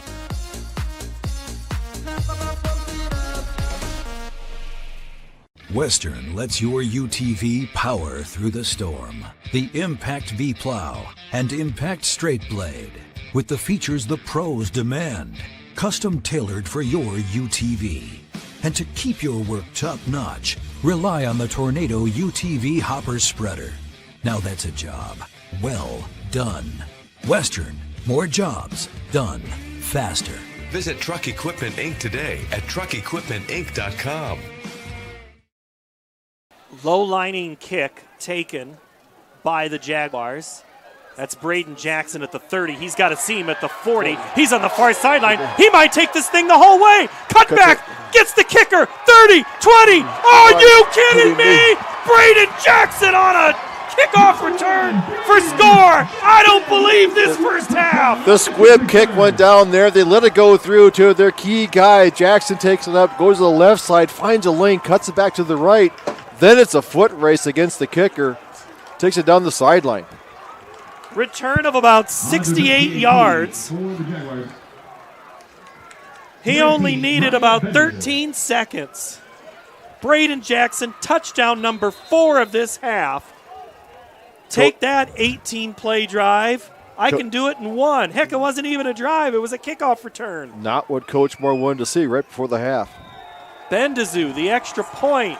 Wow, 35, 14, 28 seconds to go. Austin Oliver, I'm serious, man. Have you seen a half like this? It's just going back and forth. I mean, it's fun to see Bacon and that kind of like that backyard kind of offense. I think that's what caught Ankeny off guard a little bit with that structured run there at the end to score the touchdown. But Bacon's just is kind of out there directing traffic with his hands and his feet, trying to get people open. It's been fun to watch. And then Jackson just turns around and just nails it with that kickoff return. Unbelievable. Well, I don't know if Centennial made an adjustment to put Braden up closer for that squib, because he would normally be back. He took that thing at about the 30. Yeah, around the 25, 30-yard line. It bounced through there. Credit to the receiving team for, in a busted play like that in a return, not getting their hands and pushing someone in the back, not getting a penalty. You see a lot of penalties on these broken kickoff returns or punt returns, so that took only a few seconds off the clock. I don't know. We've worn out the Metro Heating and Cooling replay machine here in this first half with all of these incredible plays. Wow. Bendizu. They're okay with the advertising. End over end. There's not going to be return on this one. All right, so 28 seconds left to go. You're City High. It just took you 18 plays to go 87 yards. You just going to kneel this one? I don't think kneeling isn't Bacon's DNA. I think he's looking at trying to find something, have a few plays that they haven't used. I think he might try something. They want to be careful. This is a ball-hawking defense. Centennial has 12 interceptions on the season. So you don't want to be loose with the football here, especially this with only 28 seconds left. They're going to play a deep cover 2. Oh, they are. Against the Trips. Oh, Bacon in the backfield. They'll give it, though, to Eglin and just run out the clock. That's what they're going to do is Eglin, the senior, takes the running play, and City High is going to go to that locker room back at Northview Middle School, and Centennial's going to go to that locker room on the north side of the field, and they are going to go, I can't believe what this first half has brought us. It's been 35-14. Unbelievable first half. 200 yards of offense for City High, 178 for Centennial. Braden Jackson, 4 touchdowns, 3 rushing, 1 kickoff return. And with this is only one half. We got 3 more of these tonight. All right, Emma Eckhart is making her way to find Ryan Pezzeti, the co-head coach. And he is at the 10. She is at the goal line. They will meet soon. And I'm very curious to hear what he has to say, Emma. Other than a couple fumbles in that late touchdown, you really couldn't have asked for a better start. Talk to me about the first half. You know what? Our kids are playing really hard. Defensively, they had to drive the ball. They took about 9 minutes off the clock. That's traditionally what we like to do, but they did it right back to us. Offense is playing good. Defense starts off. Second half, we need to stop. Yeah, Jackson was really slow and patient. Tell me about what you saw out of him in that first half. You know what? Uncharacteristic, put the ball on the ground a couple times. That's not him. He'll bounce back, and just like he did in that kickoff return, we look for big things out of him. Thank you. All right, Emma Eckhart with co-head coach Ryan Pezzeti. Oh, I got to have a breather. We are going to talk girls basketball with the Centennial girls basketball coach, Scott DeYoung. Halftime. This one might look 35-14, but it's a doozy. Come on back. You're watching playoff football on CISN.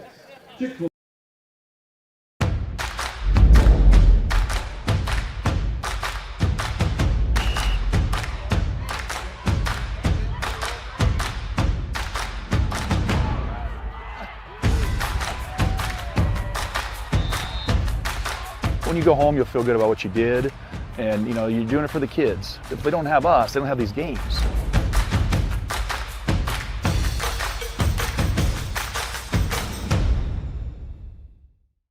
DeArmond CDJR Knoxville with these outstanding offers. New Grand Cherokee 4xe Trailhawk with up to $13,000 off. New Dodge Hornet RT also up to $13,000 off. New Jeep Gladiator Sports receive 14% off MSRP. And new 2024 Ram 1500 Bighorns with over $10,000 off. And we want your trade. Receive $300 to $500 more or we will buy it from you. Incredible savings at DeArmond Automotive Knoxville.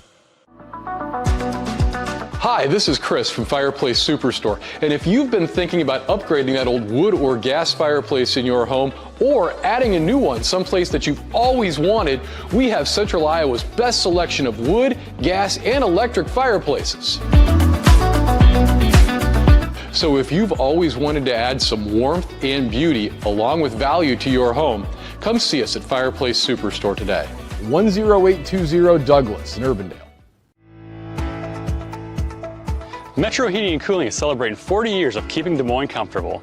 To celebrate, this October we're offering $40 off one of our seasonal maintenance plans or $40 off any repair. Get your home ready for the colder months with expert care and big savings. Whether it's a quick tune-up or a much-needed fix, we've got you covered.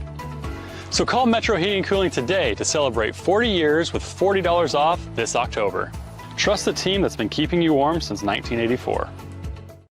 Getting your car serviced or repaired can be a pain. That's why Westside Auto Pros is committed to making it as painless as possible. If you wish, we'll come get your car at your home or office and return it when it's done. Or you can drop your car off here and we'll shuttle you to where you want to go. When we're finished with your car, we'll come pick you up and bring you back. If your car is going to be here for a few days, we offer low to no cost rentals. So give us a call and say, I can't wait to have my car serviced at Westside Auto Pros.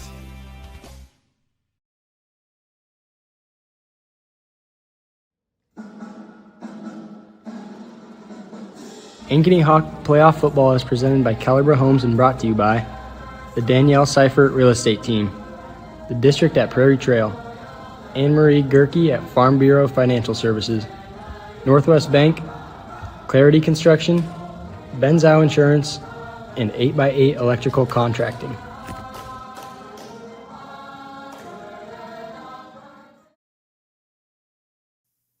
Halftime here of this doubleheader Football Friday. Let's talk basketball. Girls basketball. Nate Toby is the second-year head coach of the Ankeny Hawks. And, Coach, last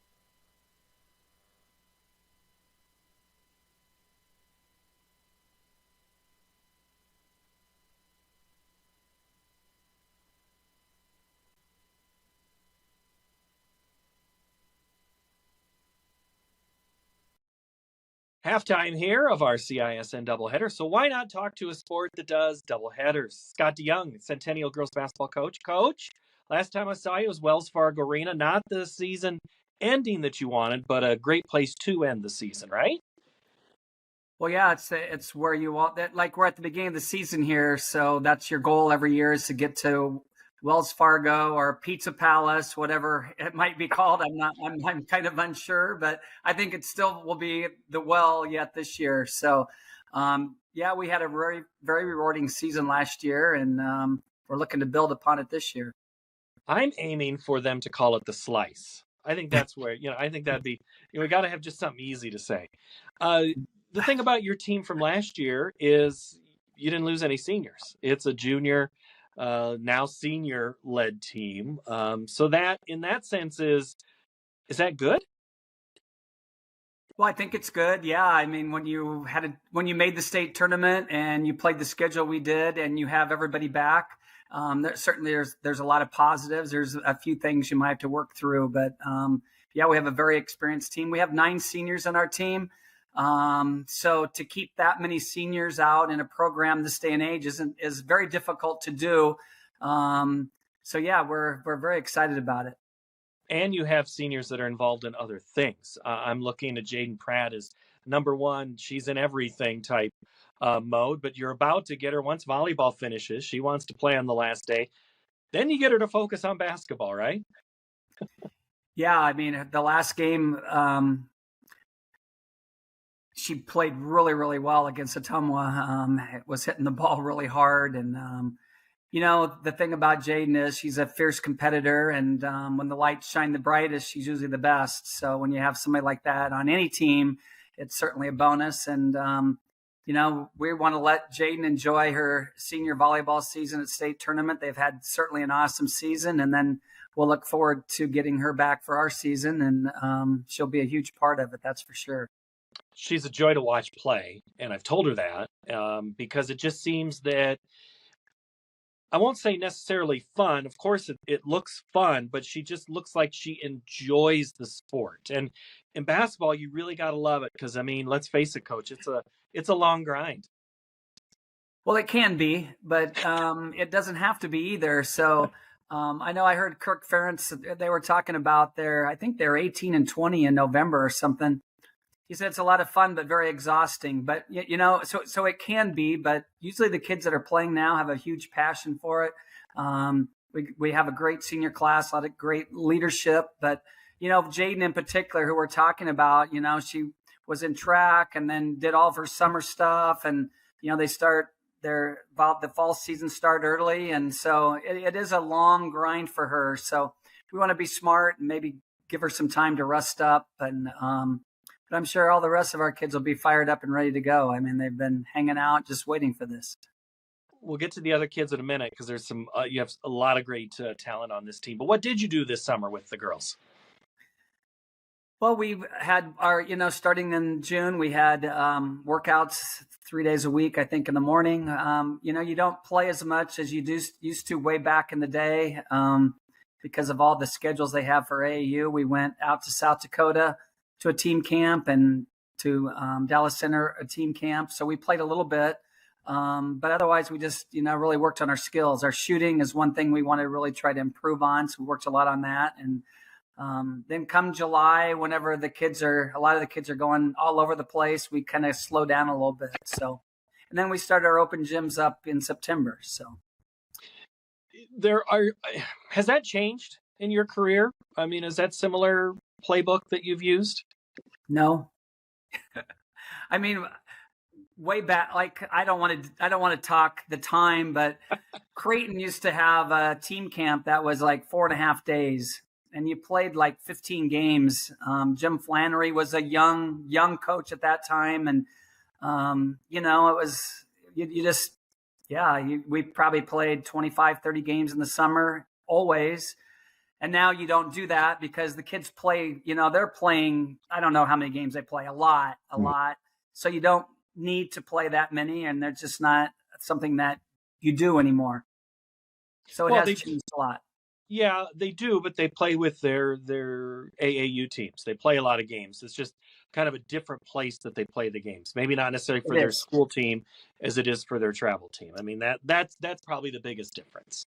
It's a huge difference because you'd have everything pretty much down and set how you maybe want to play and, the strengths and weaknesses. But, it evolves a little bit at the beginning of the season now, or used to. You had a lot better picture of that, I think, of how things fit together, that the chemistry and so on. So we're in a fall league and we've been in a fall league forever. This is the last week for that. So that gives us 8 games that we're able to play and start building a little bit for the season. I heard the referees get to practice in that too. So it's not just for players, that they also kind of warm up a little bit in that. That's always kind of fun. Yeah, they need warming up. No, I'm kidding, obviously. We'll do a whole other 30 minutes about that sometime. Let's talk about your team. I look at Maya Crawford, Hedna Drake. She's also one that, again, just super fun to watch play. What is it about Maya that helps your team? Well, I think along with Jaden, Maya's the ultimate competitor. I mean, she just competes really, really hard. And that's what you want when you got a couple kids like that you can build around. It can get contagious. She's a really good athlete. And when you have the good athletes that go at it really hard with high intensity, then they're fun to coach. They're fun to have on your team. And I think that's the number one thing she brings to the table. She's worked at her craft really hard. Hopefully you see an improved version from last year. She had such a great season last year. It's kind of, where do you go to improve? But I know that she's got improvement there, and we're really looking for her to lead our team as a point guard. And really excited about that. Who else do you have coming back that we should talk about and keep an eye out on? Well, we have our whole starters back. So Ava Martin's a soccer player, has played on our soccer team that's gone to the state tournament about every year. She's another competitor. You look at her and she doesn't play a U, and then all of a sudden you see, she hits a few big threes or she guards one of the best players. Finley Blackmore's going to Western Colorado. She's a senior. She's a really good shooter, has a little bit of size. She's been on our team, 3 or 4 years. And then we have Tilly Smith. Her dad's our track coach, boys track coach. She's a real great on-ball defender, a really good on-ball defender and a good shooter. So that rounds out our starters. And we, 4 of them are playing college basketball, and Ave, I think, is going to play college soccer. So that's pretty exciting. Let's be honest, though. Tinley's athletic abilities, she might get speed from dad, but her mom was a pretty good basketball player, too. Let's not lose sight of that. Yeah, that is very true. Yeah, I'm not losing sight of that.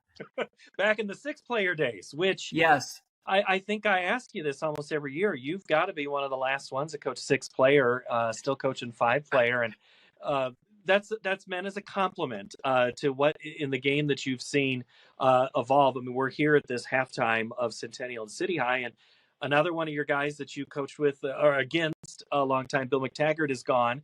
The changing of the guard, the coaches, the teams. The one thing that hasn't changed here in Central Iowa or the state in 5A in the last couple of years, it's Johnston. Everybody's looking up at Johnston. Is there any reason to think that's different other than watch out for the Jaguars? No, I don't think there's any reason to think that's changed. They've got a lot of great talent. A lot of Division I players. They lost some very good players, though, that I think they lost their point guard. They got a girl go to Iowa State. So they do have some new players, but they're going to be certainly one of the teams to beat, if not the team. Dowling's loaded with talent. I mean, they're with size, talent. I mean, it's just crazy how good they are. So some of the faces change a little bit, but certainly the level of play I don't think is going to change too much. So a lot of great teams. We have a great schedule. We play 2 of the top teams from Eastern Iowa as well as in our conference, and I think we play North Polk too. So we'll be tested by the time the tournament rolls around. And let's not forget the team that knocked you out last year. Waukee probably is going to be pretty decent too. I mean, there's going to be a lot.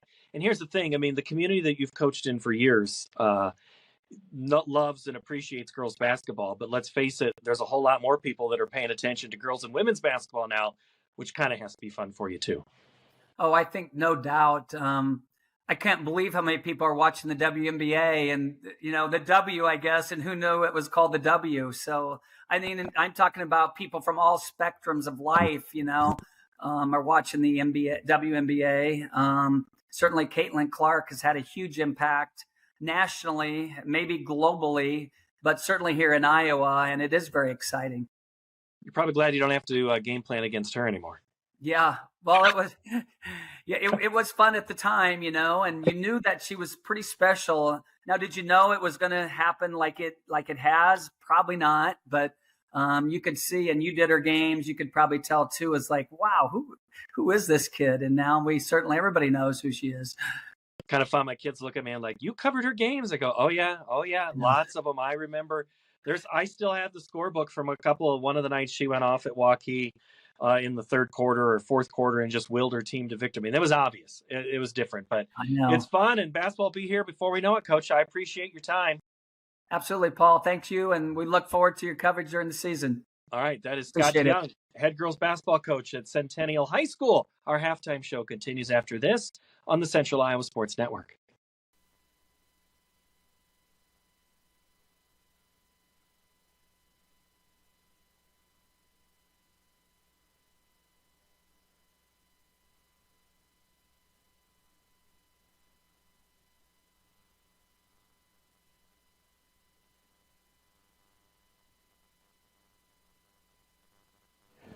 All right, we're back at halftime, and I misplaced Emma. And Emma, if you can hear me, I bet you already talked to Coach. You are. Let's go down to the field right now. Some high points and low points, and you're getting that second half kickoff. What are you going to change to get back in this game? I think we just got to keep playing with energy and passion. We certainly, that kickoff at the end of the second quarter there really killed us. But we went in the halftime and just kind of recalibrated and hey, we got to come out. We got to play with the same type of energy and passion we were in that second quarter to get back in this thing. Thank you. Yeah, you bet. All right, thank you very much, Mitch Moore and Emma Eckhart, for that conversation. Coach Moore, thank you for the time this week. I don't know. We might have had a highlight or two from that first half, Tim Halber. I'm Paul Yeager. Glad to have you back here. We have to look. Let's see, what are we going to see first? We're going to see the Bacon run. So Bobby Bacon rolls out, gets a little shove there, throws off the back foot towards the end zone, and makes the play. We cut off the first 8 seconds of that play to even get into that position. That was just as impressive. Do we have any other highlights there that we can see? We have one more. Do we have? All right, we have one more, Tim Halber. That if you had to pick another good play, because you would say Braden Jackson 3 touchdowns, great first half, right? How about this? Takes the return. Kickoff return. Yeah, take it up there, and that was just speed. Put a little bit of move on the kicker, but that's where that speed is when he gets in the open field. Took it down there, down the picket line, into the end zone for a touchdown. First half stats: 9 for 15 passing for City High for 94 yards. Rushing 22 for 106, total of 200. The Jaguars 3 of 4 passing for 70 yards, rushing 16 for 108. Braden Jackson tonight, 13 carries, 98 yards, 1 catch, 26 yards. And Call has 10 carries and 64 yards for City High. Your halftime score as we begin quarter number 3. Centennial 35, City High 14. Glad to have so many along the network tonight here around the world, wherever you may be. We're ready for quarter number 3, and it's going to be back at the 1st and 10 from the 20. Like to say hello to Coach Pezzetti's family in Michigan that watches. Jerry told me yesterday that he has family that watches, and he knows many people watch. And Tim, there were a lot of people watching this first half. What do you think they saw?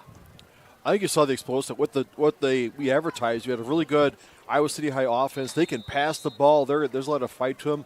But that defense of Ankeny, they came in. Their offensive line, I think, did a really good job opening up the holes. And we're seeing a lot of Braden Jackson, as we advertised, could take over the game. City High with the football. 1st and 10 from the 20 as we begin quarter number 3. Bacon to throw on first down. He gets by one and gets Curvey in the air, and then he tucks it, points, and he Mahomes it down the sideline to get a couple of yards. But no penalty. Okay. Nobody open downfield. Bacon takes so that play gets a couple of yards. Bassett did a good job keeping him in front of him. Curvey came in. The one rule the coach tells you to do not lead to jump on the ground. We're seeing good job by Bacon tucking it. Somehow got 4 yards. What looked like it was going to be a disaster. Hey, my thanks to the Centennial athletic staff, Nate Lindgren, Blake Crookshank, for their help all of this season in the games that we had, and helping us get ready for football each and every Friday night. Bacon steps up right into the arms of Mitchell Greider. That's one thing I'm sure they talked about at halftime. Greider did what he's supposed to do. Usually, rush 4, have one stay back as a scout. Don't go back in the backfield. Stay along the line of scrimmage. Greider did that perfectly.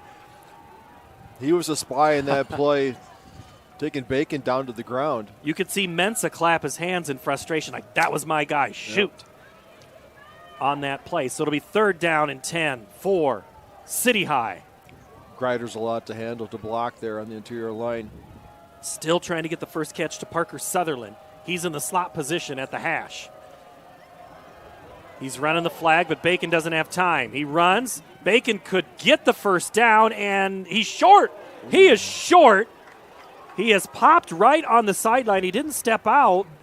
He slowed up, but he's still in bounds, so he was still eligible, had not gone down.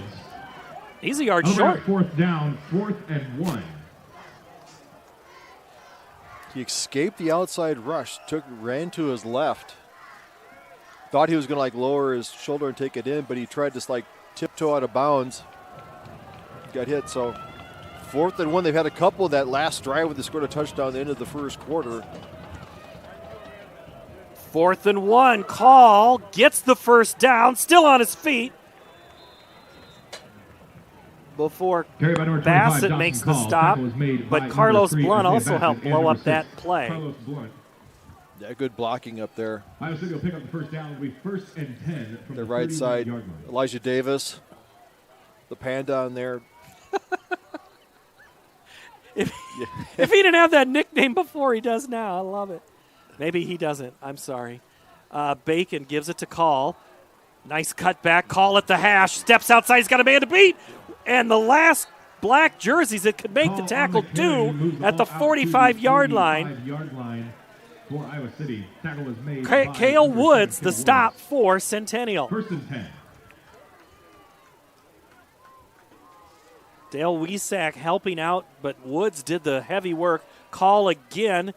He has first down yardage of almost 5 yards before he gets into Jaguar territory. Good opening drive here so far for the Little Hawks. Defense on the heels a little bit, watching for the running quarterback with the dropback of Bacon. Call no light runner, 128 carries, 838 yards coming into this game. So he's been a workload for them throughout the season, nearly 100 yards a game. Isaac Brule, the tackle, said his name a couple of times tonight. Bacon on second down. High snap, pulls it back, throws it far side. Caught by Cross. Makes some moves, got the first down. Still on his feet. Still moving down that far sideline. Oh, the Cross, what a play. Down to the 23 before he's taken out of bounds. And Mitch Moore is asking for a penalty to help his guy get another 15 before Isaac Brule makes the stop. Cross, good move. Is there a flag on the play? There's a big block there by Sutherland on the outside to free that up. Noah Carter got pushed. We do have a penalty flag. 5-yard face mask. Defense. That 5 yards in the catch on to the end of the run. So it's a 5-yard face mask, says our referee, Craig Van Vark. His crew tonight, Kyle Ward, Dan Zeggers, Todd Rorda. As we approach the 7 o'clock hour, it is a 26-yard pickup plus 5. Glad to have those of you who've been watching all night. You might be going to your own games now. So we're going to have to pay attention to other games. But we've had a dandy here, 35-14. It's the Braden Jackson show so far for Centennial. But now, City High started at their own 20. Bobby Bacon tucks it, runs, still on his feet, goes down inside the 10. He's in the Metro Heating and Cooling red zone on that play. And he gave him the first down. It's first and goal at the 7-yard line of Centennial. Doing a good job there picking his hole. He's picked up quite a few yards. He's already got, looking here, he already has 48 yards rushing on the game. Not known for his rushing ability coming into this game. Bacon now rolls out, has pressure, shakes Curvey once, sets, throws towards the end zone, and it's thrown away to live for another day. Bacon's pass. Looks like Curvey could be down on the turf. For the defense, number 99, Houston Luce. He dove for the ankles and landed awkwardly on that arm. He's down at the 27-yard line. Let's take a look at some of the other games that we're going to start keeping an eye on tonight. The one in this pod, the winner of this game will face Cedar Falls or Dowling. That game to kick off in just a minute. And before I get a chance and I forget, I do want to say a get well soon to our good friend Denny O'Grady, longtime public address announcer there for Dowling. Denny, just a guy who loves his Maroons like no other, hoping for the best for him. That game kicking off at Mediacom Stadium in about 10 seconds. In A, Pod A, Waukee is at Liberty, and then we'll have the nightcap of this game, this doubleheader, Linmar and Ankeny. In C, it's Iowa City West at Bettendorf, Southeast Polk at Pleasant Valley, Sioux City East and Valley, and Waterloo West at Johnston. Those last two games are in Pod D. After the first 2 round games, we'll reshuffle and figure out where we all play again. But Centennial trying to get another home game. They got to take care of business here. 8 minutes to play in the third quarter, but City High is driving. Different looking play here as they send the double motion. Hand off. And somehow, no, he is not going to go anywhere.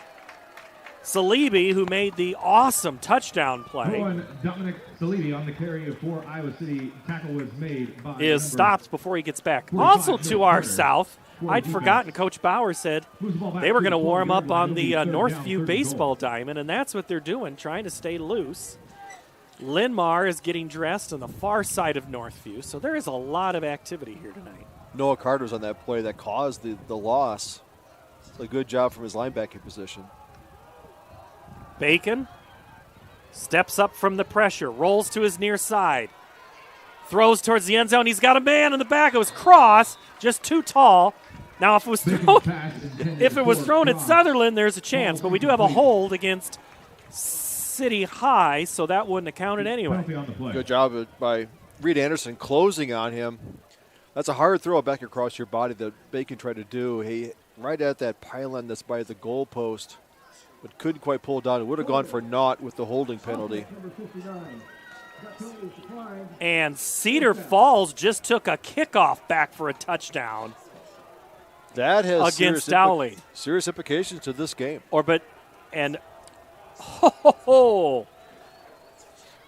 Cedar Falls had 3 main guys injured earlier in the season and had lost a couple of games, but they were to be back tonight. Cedar Falls 7, Dowling nothing on the opening kickoff. That game on CISN. Fourth and 12. The Little Hawks have got to get in the end zone. Throw towards the pylon. The tight end is there. Touchdown! And that touchdown. Parker Sutherland. Once again, found the Parker Sutherland, all 6'4", first catch of the night. It's a big one for a touchdown to pull them within a 2-score game. Bacon throws it to the only guy who can catch it, the 6'6" Sutherland. What a play. What a play. Looked like Krutkowski out there.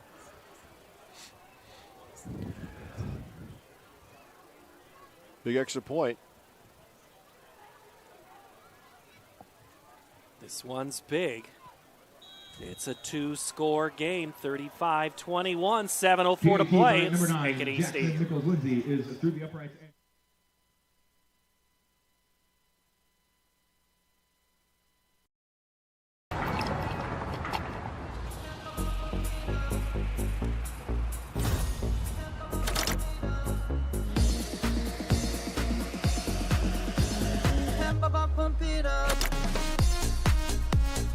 A fuel choice that even rivals can agree on? Now that's worth the hype. Cheaper, cleaner, and homegrown. Pump it up with unleaded 88.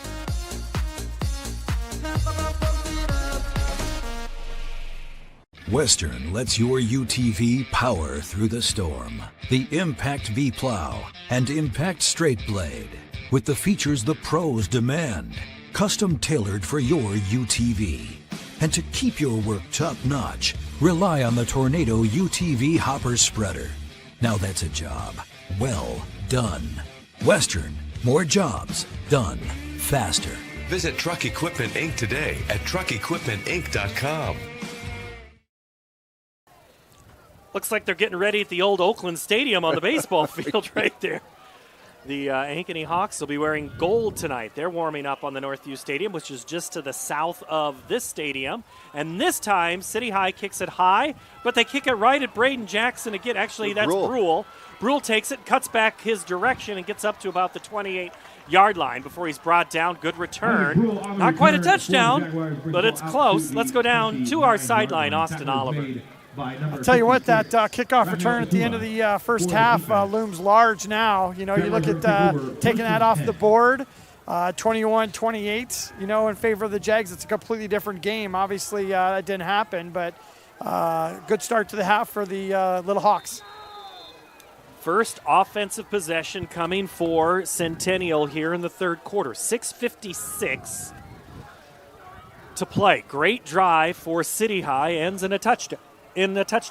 They go Braden Jackson around the left side, and he's at the numbers, and he's got a man to beat, and he runs for quite a ways on that sideline. I'll tell you what, this is an electric Braden Jackson that, you know, we've seen him be impressive all season long. He seems to have taken it to another level tonight. Yeah, he's getting to the outside. I think he wants to make up for those fumbles. They haven't played in maybe an hour. They had that long drive at the end of the second quarter that City High had. The offense wasn't on. They had the kickoff return, so the offense didn't come out. And after this long drive, it's probably been since, 45 minutes since his offense has even taken the field. So they have to re-warm up. 2 to the right, Braden Jackson up the middle. He'll get to about the 45. Jackson on the carry. Before he is tackled by Hike. 45-yard line. Tackle again by number 56, Atuma. Centennial does a great job when they keep that tight end in there with those big offensive linemen. And Kane Brooks is a pretty good, coming in there at 6'2", 210, just bringing in like a sixth lineman. Gets good blocks there on the edge. Nice opening there for 5 yards for Jackson. Pickup of 4 on the play. 2nd down and 6 from the 45. Brule, the toss on the sweep. Brule's got room. 50 puts a shoulder down. Good contact there. Very close to the sticks. I think he has it. And it was a tackle. Good pop right there by Davion Luckett. One thing coaches like to see is that Jackson didn't get the ball there. He got a block on the outside that Brule was able to cut up the inside and pick up the first down. So Jackson, even not carrying the ball, was able to get a block on the outside, creating a lane for Brule to pick up the first down.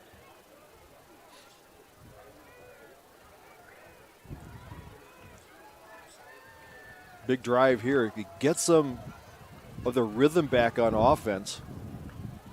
35-21, 6 minutes to play third quarter. Braden Jackson upended. Jackson on the carry, tackle was made by number 13, Coden Kurtz. Great tackle there by Coden Kurtz, the freshman, one of 2 freshmen. Coach Moore talked about, he said, hey, we got some freshmen that are going to be good players. Guys getting a lot of action, a lot of field time. Marshall Sheldon leads the team in tackles, but tonight Sheldon's been kind of held in check. He's the son of former Hawkeye Thad. And there's a lot of familiar last names on this roster. Kluver keeps it, and he's not even going to make it back to the line of scrimmage. Guess who's there? Sheldon, right on cue. Not much going there. Tackled by also Tuma. Marshall Sheldon. And also, I got to get one more because it wasn't just Sheldon. There was somebody first. That was Kane Willie. 44-yard line. It'll be 3rd down, 3rd and 5. 3rd and 5. They kept it on the ground here. But Kluver's 4 of 5 for 77 yards passing this game, so he's had time back there. Chase Kluver playing in front of his uncle, Eric Kluver, coach at Indianola, who didn't want to be here tonight because he wanted his team to be playing. Screen pass coming to Braden Jackson, and oh my goodness, there is nobody in front of Braden Jackson. Are you kidding me? That's touchdown number 5 for Braden Jackson. Gavin, big shout out to Gavin Humphrey and Braylon DKE going out there on the blocks, pancake him on the outside, just free sailing there for Jackson. Look at those blocks there on the left side of the line. They call it running the picket fence. Well, at least Braden Jackson held on to the football until he was in the end zone and not dropping it a half a yard Been before. seeing a lot of that lately in college ball. Guys running, they put it behind him and they drop it. Bendezu's extra point is good. Back to a bigger lead for Centennial. 42-21 here. 4.5 to play from Ankeny Stadium. With 4 minutes. You want to get stronger, faster, healthier. You want more. You want to be part of something bigger than yourself. A place for people of all ages, all walks of life, that provides opportunities for all to succeed. We do that. We're the why. Build more than muscle. Build a stronger community. Iowans are working hard, but high prices make it even harder to keep food on the table. Record numbers need help. Your neighbors, your friends, your community. Stopping hunger starts here. Over 1,300 vehicles on WauKeeChevy.com. Schottenkirk Chevy Waukee. If we don't have it, you can build it. Newly expanded service department means we're hiring. See the openings on WauKeeChevy.com. Schottenkirk Chevy Waukee. WauKeeChevy.com. Pezzeti to kick it off. And that's going to be returnable. Eglin fumbles it at the 5, picks it back up. He's at the 15, cuts back. Now he changes direction, and he isn't going to go anywhere. Great Jackson job. Reed. On the return for Iowa City. Reed there stopped it up there. Tackle was made by His friends came over to help him out for the tackle. And number 35, Garrett Stevens.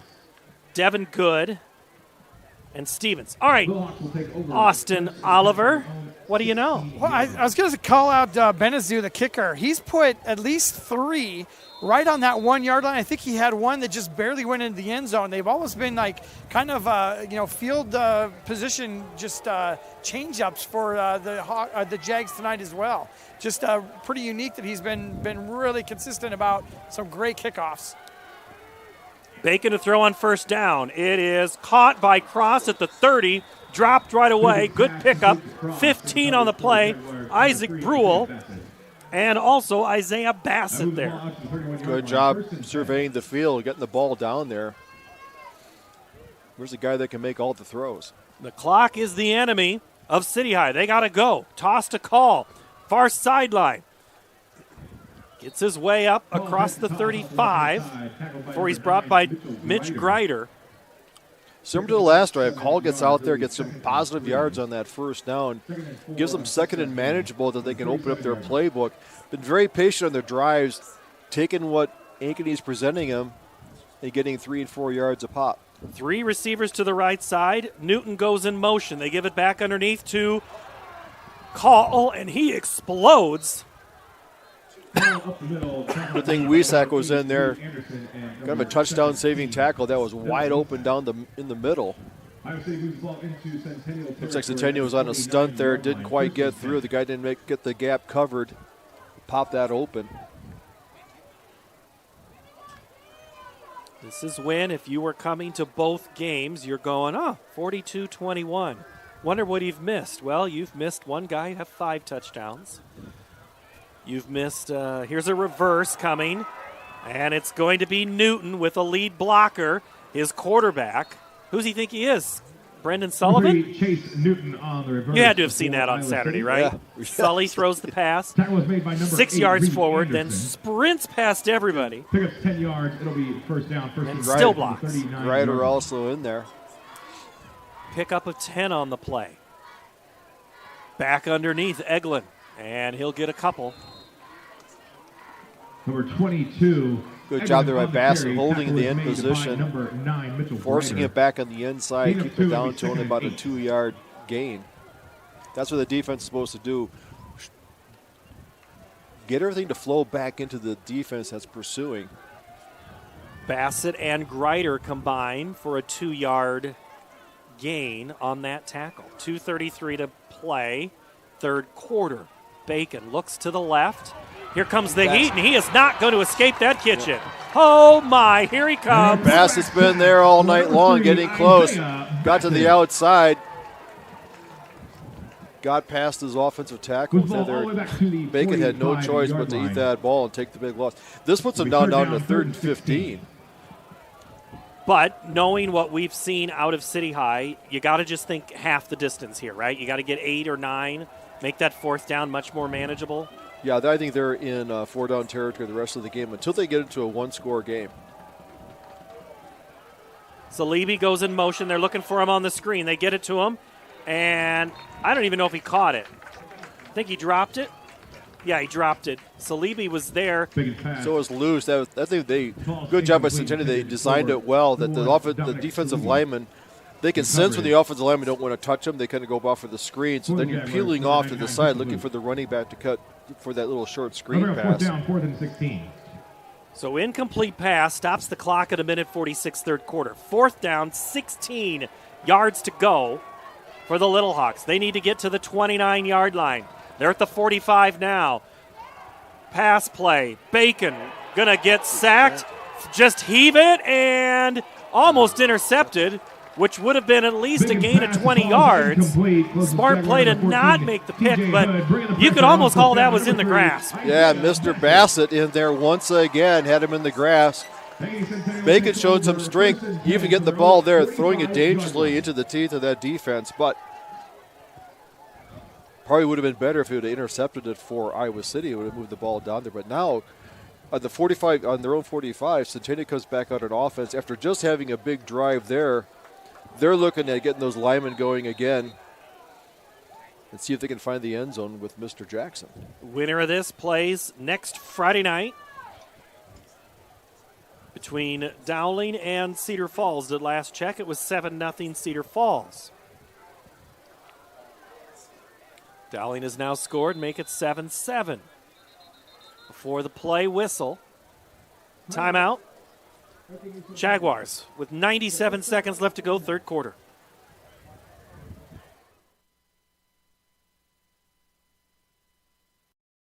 Lets your UTV power through the storm. The Impact V Plow and Impact Straight Blade, with the features the pros demand. Custom tailored for your UTV. And to keep your work top-notch, rely on the Tornado UTV Hopper Spreader. Now that's a job well done. Western, more jobs done faster. Visit Truck Equipment Inc. today at truckequipmentinc.com. City High leads in yardage 314 to 250, but they trail on the scoreboard 42-21. 3 fumbles. Here's the stat line for Braden Jackson tonight. 16 carries, 121 yards, 2 catches, 70 yards, 5 touchdowns, a kickoff return for a touchdown, and 3 fumbles. One of them lost, and that's Braden Jackson underneath for a couple. So now if you're Centennial, Tim, you're going to milk some clock? I think keep it on the ground. I think they've done a good job. That last drive was what they'd like to do best is go down there, get first downs, get on the short side of the field, and then start using the variety of your running backs. A little bit of short passing plays there, things that are high percentage plays. So look for them to receive out of Brule. Have not seen Sam Heather run the ball, not since early in the second quarter. Yeah. He had 1 carry there inside the 10, if I remember correctly. Clock at a minute. On the sweep, Isaac Brule. He's got an escort at the 40. Huge seam, 30, 20. Makes a move inside the 10 to the 9-yard line. Isaac Brule. The opportunity that Isaac Brule has had to run the football in the last 6 games, he has absolutely taken advantage of. I see you, Mr. Heather, the big block on the sideline, putting the guy down. He must have heard me opening it up there for Brule to get down inside the 10, may get a first and goal on the 9-yard line. But that's what that teamwork does for you, that if you don't have the ball, getting blocks out there. So good play design there after the timeout. Blaine hiked the tackle after a 44-yard gain for Isaac Brule. First and goal from the 9. Kluver under center. Braden Jackson on the sweep. Darts it outside, then meets 5 white shirts.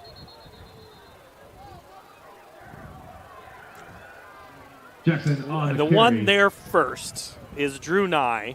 Stop was made by number 5, Drew Nye, and number 7, KP. Drew Nye plays a really good outside linebacker position. They played that 3-man front, so 2 outside linebackers have a lot of containment out there. Had their hands full of Jackson tonight. He made a little dip inside, outside, thought he might bounce it. And that might just be the last play of the third quarter. The Jaguars in no rush. Neither are we. It has been the Braden Jackson Show.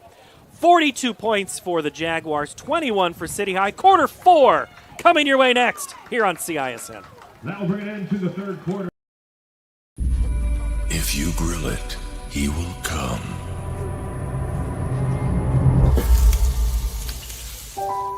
Hey.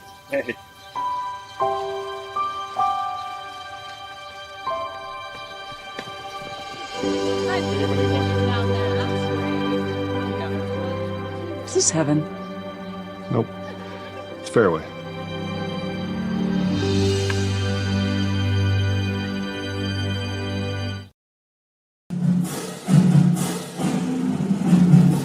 Ankeny Centennial Playoff Football is presented by Ashland Wealth Strategies and Dose Steel, and brought to you tonight by Freedom Tire, Anne-Marie Gerke with Farm Bureau Financial, Northwest Bank, Buenzo Insurance, Clarity Construction, and 8x8 Electrical Contracting.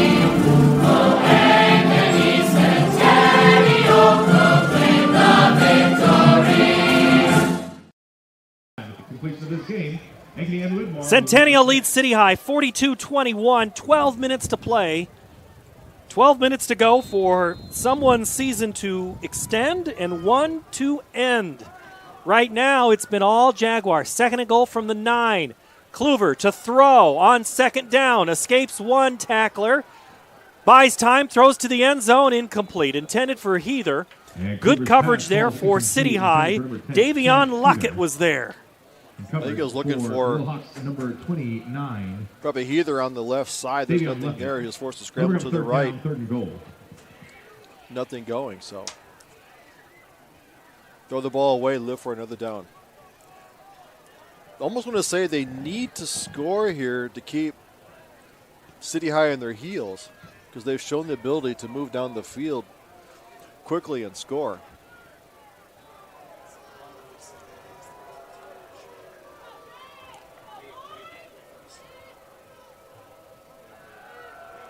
Kluver wide open in the end zone, throwing it, and it is dropped. Just underthrew him. The ball came out there, and Heather was backing up. The ball was dropping, dropped down around his ankles. Couldn't quite pull it in. Sometimes you're almost too open. Yeah, that's the one where Heather is just going to go, dude, I'm sorry. You know how you can tell a lot by the way someone says dude to you, right, Tim? Right, yep. It's just Ryan, you don't have to say it, you just know it. Ryan Bendazoo on to attempt a 26-yard field goal from straight up the middle. His kick is up, and it is good. 45-21, 11:40 to play here in high school football playoffs on the Central Iowa Sports Network.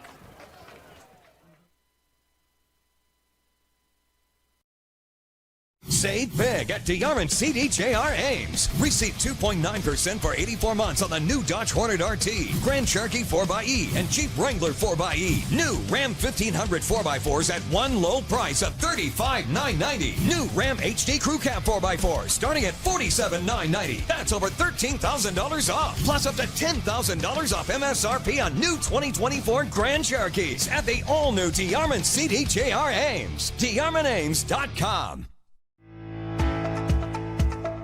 Metro Heating and Cooling is celebrating 40 years of keeping Des Moines comfortable. To celebrate, this October we're offering $40 off one of our seasonal maintenance plans or $40 off any repair. Get your home ready for the colder months with expert care and big savings. Whether it's a quick tune-up or a much-needed fix, we've got you covered. So call Metro Heating and Cooling today to celebrate 40 years with $40 off this October. Trust the team that's been keeping you warm since 1984. Jack Lampy and Gabe Egelin back deep to receive for City High, and it's taken by Lampy. He's at the 15, gets to the outside. He's got to beat a couple of black jerseys, and he does. Makes a cutback at the 30, steps out of bounds.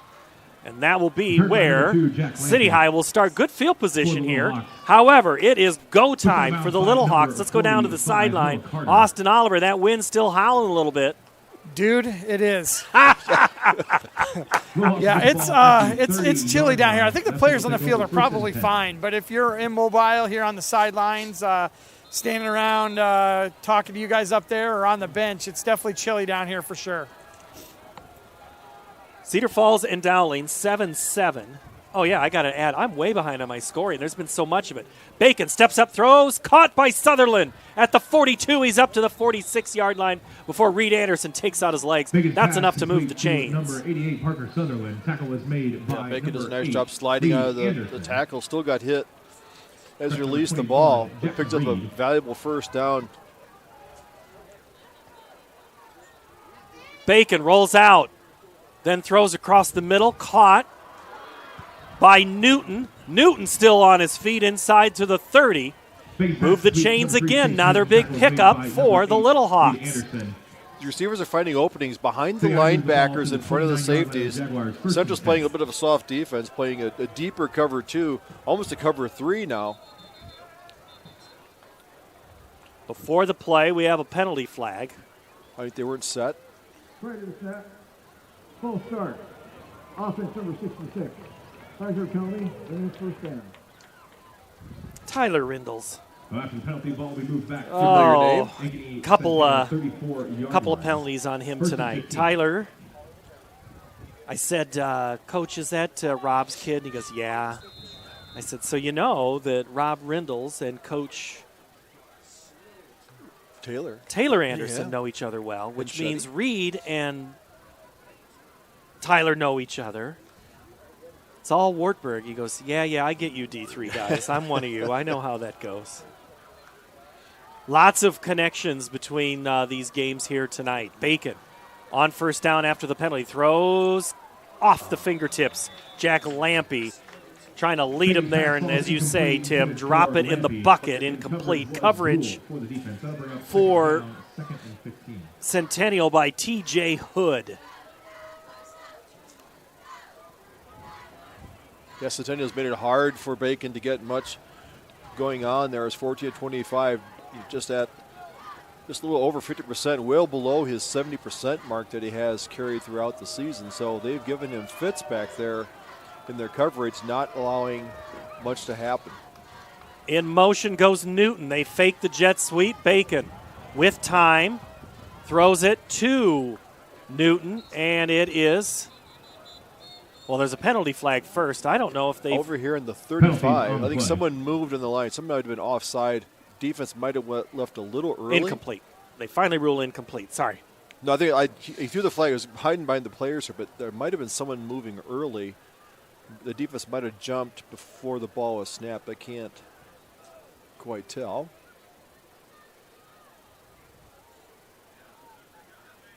Which way he's looking?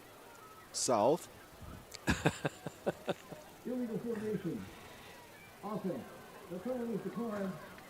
Third down. Declined because they had incomplete pass, so they'll decline the penalty to bring up a 2nd and 15. The result of the previous play was an incomplete pass. The penalties were declined.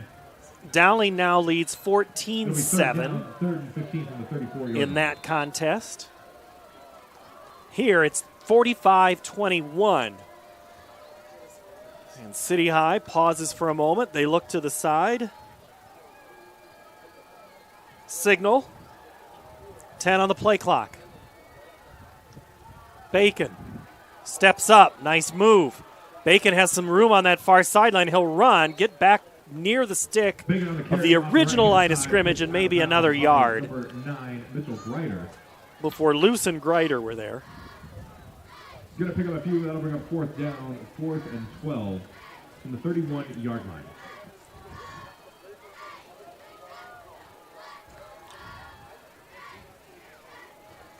The 4th and 12, they had the running trips here on the near side of the field. He did have Connor Cross open deep in the end zone. So now they're in the tight end, Sutherland wide to the left side. And before the play, Centennial's going to give 5 yards to City High. So now what was encouragement. Defense, number 9. 4th and 12. And then 4th down. Will be a little closer, more like 4th and 7 now. Do you change the play? So the penalty moves the ball to the 26-yard line. It'll bring up 4th down. The coach has changed the play there. That has to be frustrating, right? You've already called one play. I like that play. All right, fine, run this one. See if he rolls out to this side of the field. 3 receivers to the left, 2 to the right. Bacon looks over. He'll go to Pitt State in Kansas, a Division II program, but still some strong interest from some high 1AA, the FCS level. Call on the screen. Bacon dances, throws. Incomplete, intended for Sutherland. Pass broken up, far sideline. Looks like Jackson Reed there. It took a little bit too long to design. He had focused in on that receiver to try to get the ball there, but it came out a little bit later than he had liked, giving Reed a chance to come back in, get a hand on and knock it down. Turnover on downs for Centennial. 26-yard line. Valley and Sioux City East tied at 7. Here it is 45-21, 10 minutes, 8 seconds to go. the second game of our doubleheader will be 30 minutes after they clear the field of this first game. There'll be a trophy presentation.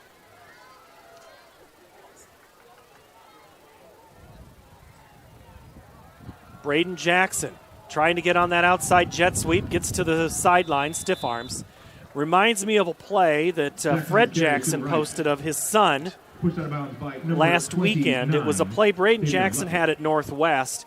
Braden was running, stiff-armed a guy. That was the second shot. The first shot was some guy who played for the Bills, stiff-arm on a play, like father, like son. What if you practiced that as growing up, in the living room, going around the ottoman, put your hand out, start working on that early. It's not that you can do it, it's like how you do it. It's the timing of extending it and catching it. Jackson will shuffle his feet and wait for a hole to open, and he doesn't get anywhere. Coming in first for City High was KP Estremera. Marshall Sheldon for the defense. Estremera, sorry, and also Sheldon. Big third down. They would like to pick up this third down to keep that clock moving, 9:36 and counting. 3rd and 5 from the 31. I thought that they might bring out the double wing, to kind of throw off that defense, but they've stayed in this really offset pistol formation. Throwback screen to Braden Jackson, caught at the 30, 40, 50, now to the 40, now 30, 20, 10, 5. Braden Jackson, touchdown number 6. Seriously. Little fake there. The defense rolled out with Kluver to the right side. He went back, little toss back to the line of scrimmage. Jackson takes it, and he's got an escort, and he's down the sideline. 69 yards for Braden Jackson. He's all world tonight with his play. I guess we picked the right player to highlight before the game. Players to watch. To use something, I'll tell you that line in a minute. 51-21. Now it's getting to be a little out of hand for Centennial. Bendizu's kick. Dude. 52-21 our score here from Ankeny Stadium. Hi, this is Chris from Fireplace Superstore, and if you've been thinking about upgrading that old wood or gas fireplace in your home or adding a new one someplace that you've always wanted, we have Central Iowa's best selection of wood, gas, and electric fireplaces. So if you've always wanted to add some warmth and beauty along with value to your home, come see us at Fireplace Superstore today. 10820 Douglas in Urbandale. Getting your car serviced or repaired can be a pain. That's why Westside Auto Pros is committed to making it as painless as possible. If you wish, we'll come get your car at your home or office and return it when it's done. Or you can drop your car off here and we'll shuttle you to where you want to go. When we're finished with your car, we'll come pick you up and bring you back. If your car is going to be here for a few days, we offer low to no cost rentals. So give us a call and say, I can't wait to have my car serviced at Westside Auto Pros.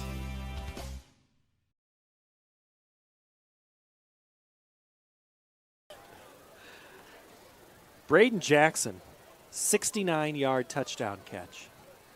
As the kickoff is taken, now fumbled by Lampy at the 20. And he'll get a couple more yards. All right, Austin Oliver, you ever seen a performance like this from an individual on a playoff game? It kind of reminds me of like a nine-man stat. I mean, is that kind of what it feels like to you guys, where somebody's running for like 8 touchdowns? Just on that play, I wanted to see what Tim thought too, but I thought it was the same play that they scored on the previous touchdown as well. Just maybe to the other side where they faked it to Jackson.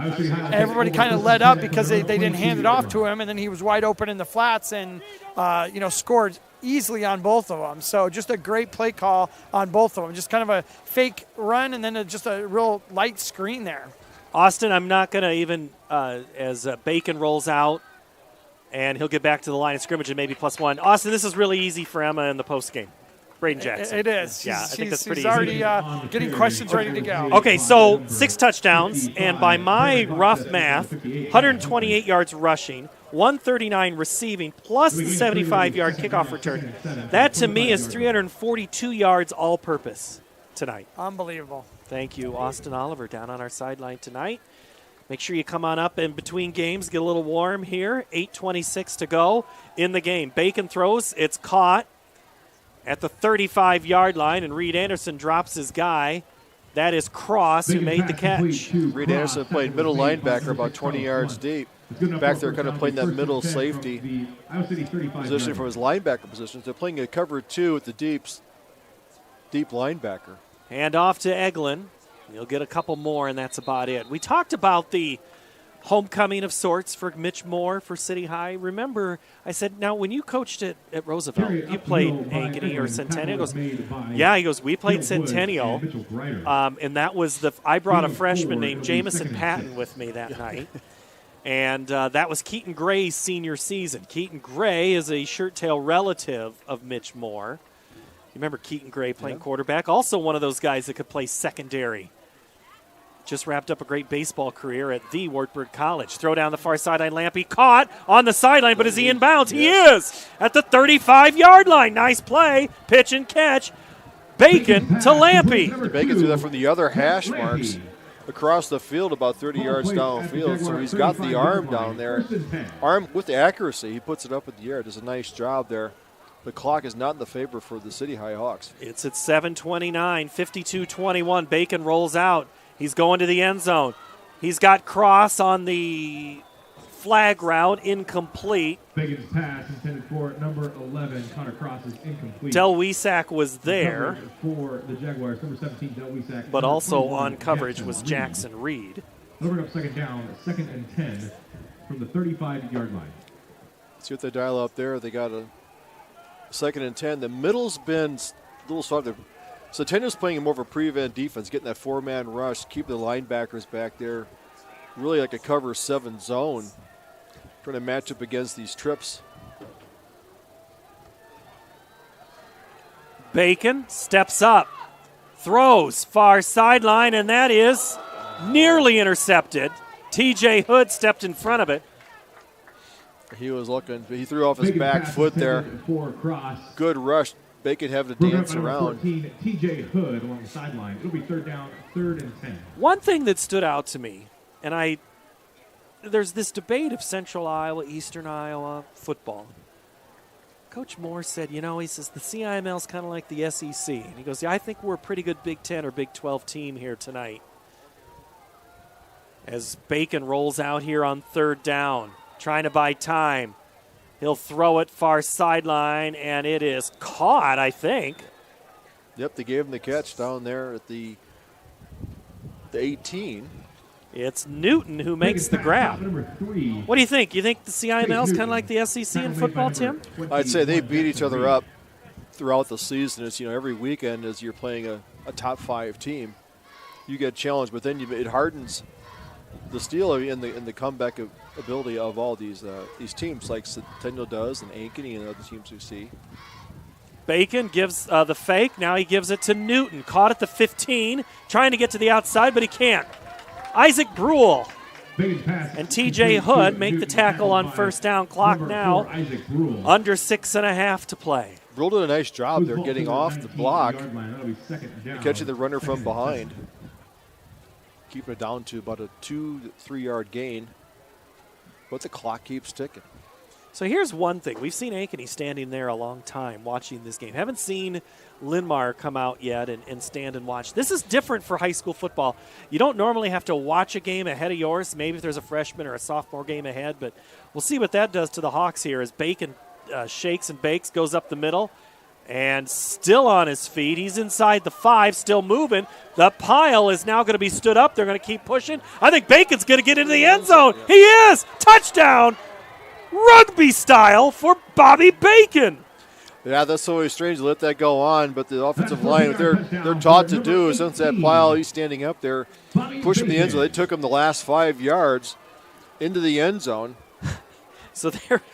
Yeah, my man, Preston Mansa. DMA Lependa comes in there, adds to the pile, gets him in the end zone. Jackson Nichols Lindsay to attempt the extra point.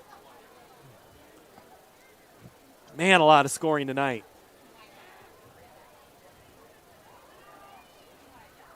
punters got the night off.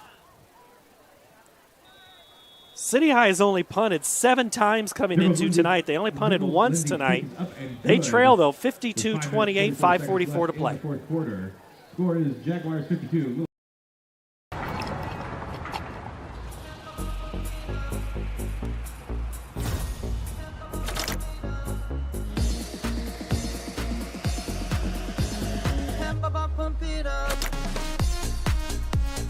A fuel choice that even rivals can agree on? Now that's worth the hype. Cheaper, cleaner, and homegrown. Pump it up with unleaded 88.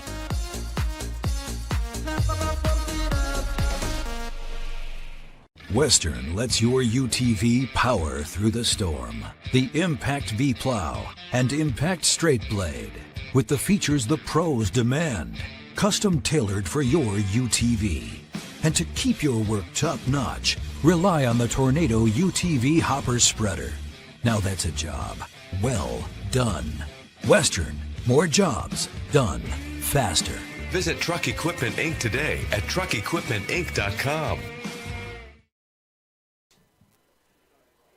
Oh, I've got numbers for you here in a minute. 52-28, 5:44 to play in this game 1 of our doubleheader in Ankeny Stadium.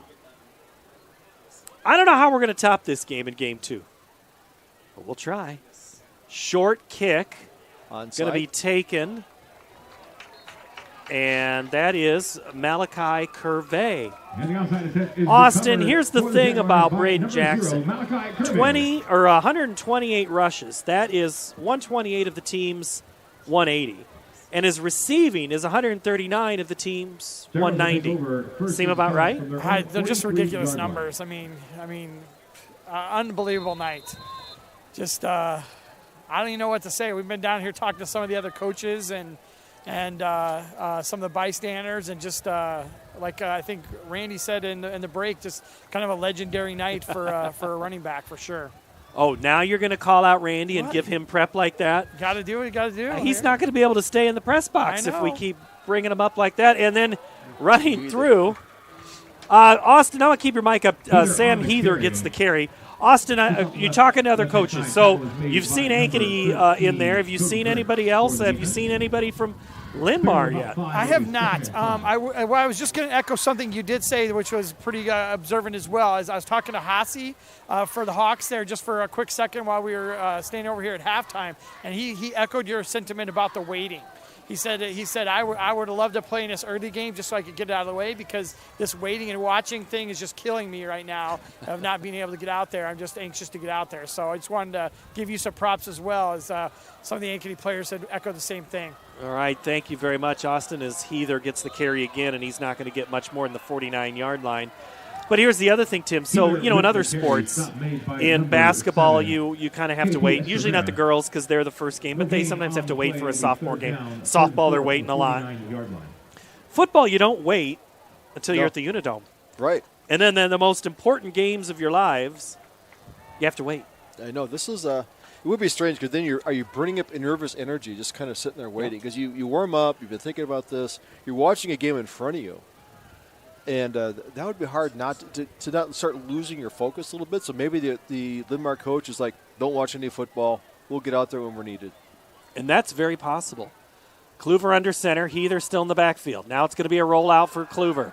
He throws, and it's caught and shoved down after the catch. I think it's good. It is. It's good. It made the grab. About a yard short. And we were struggling to find it. Blaine Hike. Steve Hartley's been busy tonight. We got him working 2 games. We got Jeff Martin's working 2 games. We're all working 2 games tonight, because these will likely be our last 2 games of the season here from this field. So why not double up? And some of the seniors, for Ankeny, here, this is the last time they'll play on, Centennial play on this field this season for the seniors.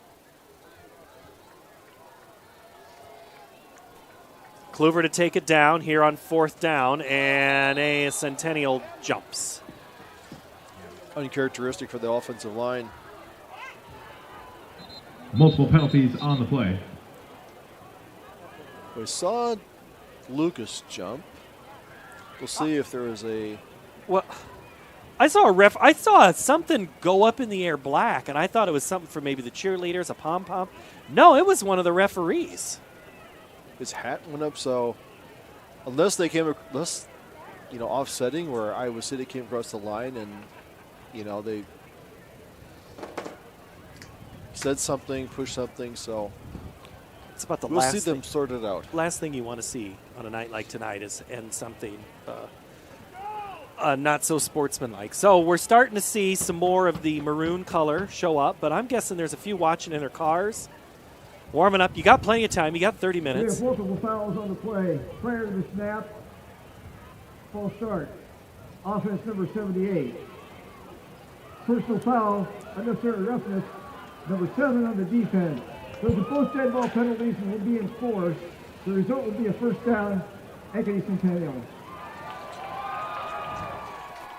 Yep, sometimes hard to keep the emotions in check, in a game's going like this. But that gives Centennial a first down with 3:20 to go. So this offense will most likely keep the ball on the ground. Probably see a lot of Sam Heather carrying the ball here down the stretch.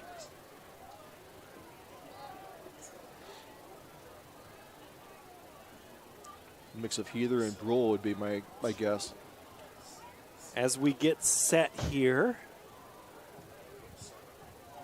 it's a fresh set of downs, 3 minutes to play. And I don't know if they've blown the play. They did blow the play. It's just Centennial's waiting until 10. Try to take off as much of the time off the clock. Kluver gives it to Good. And Good is wrestled back and thrown down by Blaine Hike. Let's go down. Austin Oliver's down on the sideline. What do you have there, Austin? Yeah, it was a heated exchange on the far side of the line for that personal foul play on that last play. I did see we have the skill position players down here at the north end zone, at the top of the stands. They're out in the grassy area just north of the stands here. That's the first sighting of Linn-Mar we've seen so far. And it's just like 5 or 6 of them out there. I don't know where the rest of the team's at right now, but they're out there warming up a little bit. Looks like the quarterbacks and receivers. And they are getting dressed in the far locker room at Northview, which is along Ankeny Boulevard tonight. So they have a long way to go as Kluver takes it on the snap, gives it to Good. Good still running, 30-yard line, down to the 25 before he's tackled. Another penalty flag at 1:55 to play in this contest. Looks like a little hole in the backfield there as that stretch play went out there. I think the tackle tried to seal it. Big block there by Heather on the outside would have sprung the running back, but they'll be probably all for naught. Wind's still blowing here. We are getting a little chillier. Tripping. Offense number 78. That's a 15-yard penalty from the previous spot. And second down. Tripping is the penalty. Speaking from as a former defensive lineman, yes, they do. That foot sneaks out there and it catches you as you go by. After the penalty, ball is moved to the 49-yard line. And on a colder night, that doesn't feel really good on the shin there when you catch that little leg whip. There we go. Second down, 2nd and 23. But they retain possession. 2nd and 23. We'll start to see some of that running game continue here. Seeing a lot of Devin Good, sophomore running back. Seeing a lot of action late in the season. And it's Good. He works his way forward to about the 42-yard line. He'll get back near the original line of scrimmage. Good downfield blocking by Lucas Jurovic. Dowling has now put up a couple of scores. They lead Cedar Falls 28-14.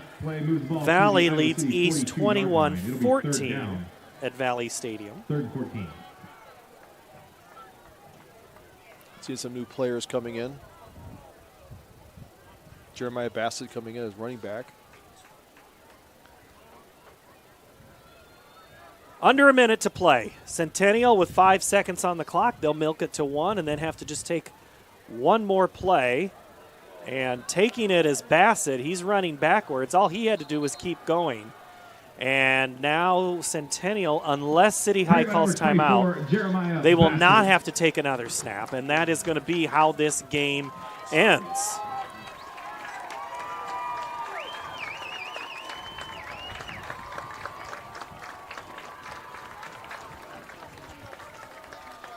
Good job by Centennial. Really from beginning to end, they have done quite a job.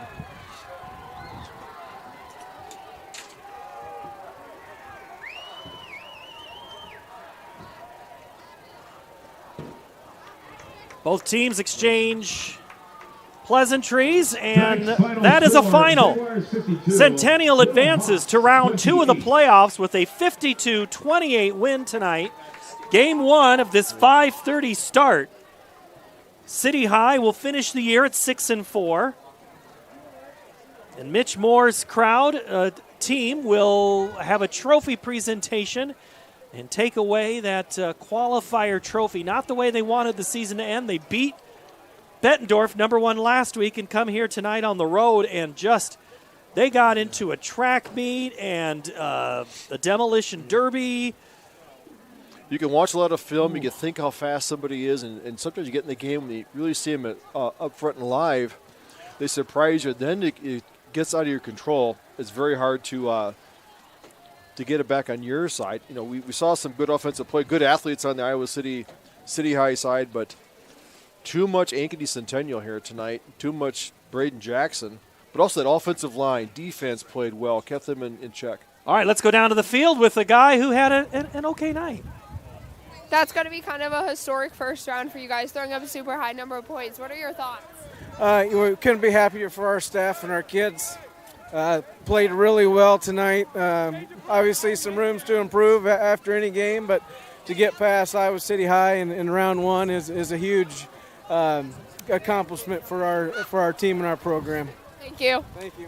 All right, Emma still has another interview, and this is a guy, I have it officially, or unofficially, Emma, 342 yards all-purpose. Braden, you got 6 touchdowns and 342 yards. Tell me how you felt and what contributed to having such a great night. I mean, it feels great to come out and win in the playoffs. And what went great was just the game plan. My own line blocking really well, and just executing like that. So it was great.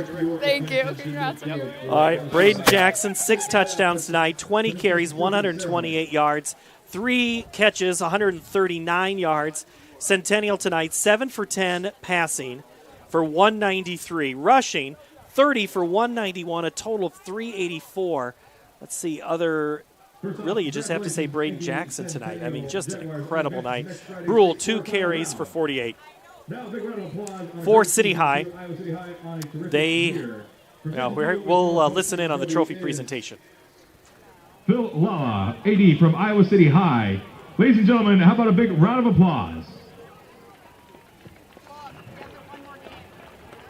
There's Parker Sutherland taking the trophy up for his team. He holds it up high, and that's pretty high. Sutherland tonight had a touchdown catch there, but just not enough to get this team going. 2 catches, 29 yards. They targeted him a couple of times, but boy, it's kind of tough. Call, 15 carries, 106 yards rushing. Newton tonight, 7 catches, 66 yards. So overall, passes for City High, 18 to 33 for a total of 245. Bobby Bacon tonight, just a great night throwing the ball. Also rushed the ball 16 times for 60 yards. Total the team 39 for 191. Bacon stood out to a pretty good game in a lot of facets of his arsenal. Yeah, he moved well. We saw him roll out there, make some sideline passes, ran the ball.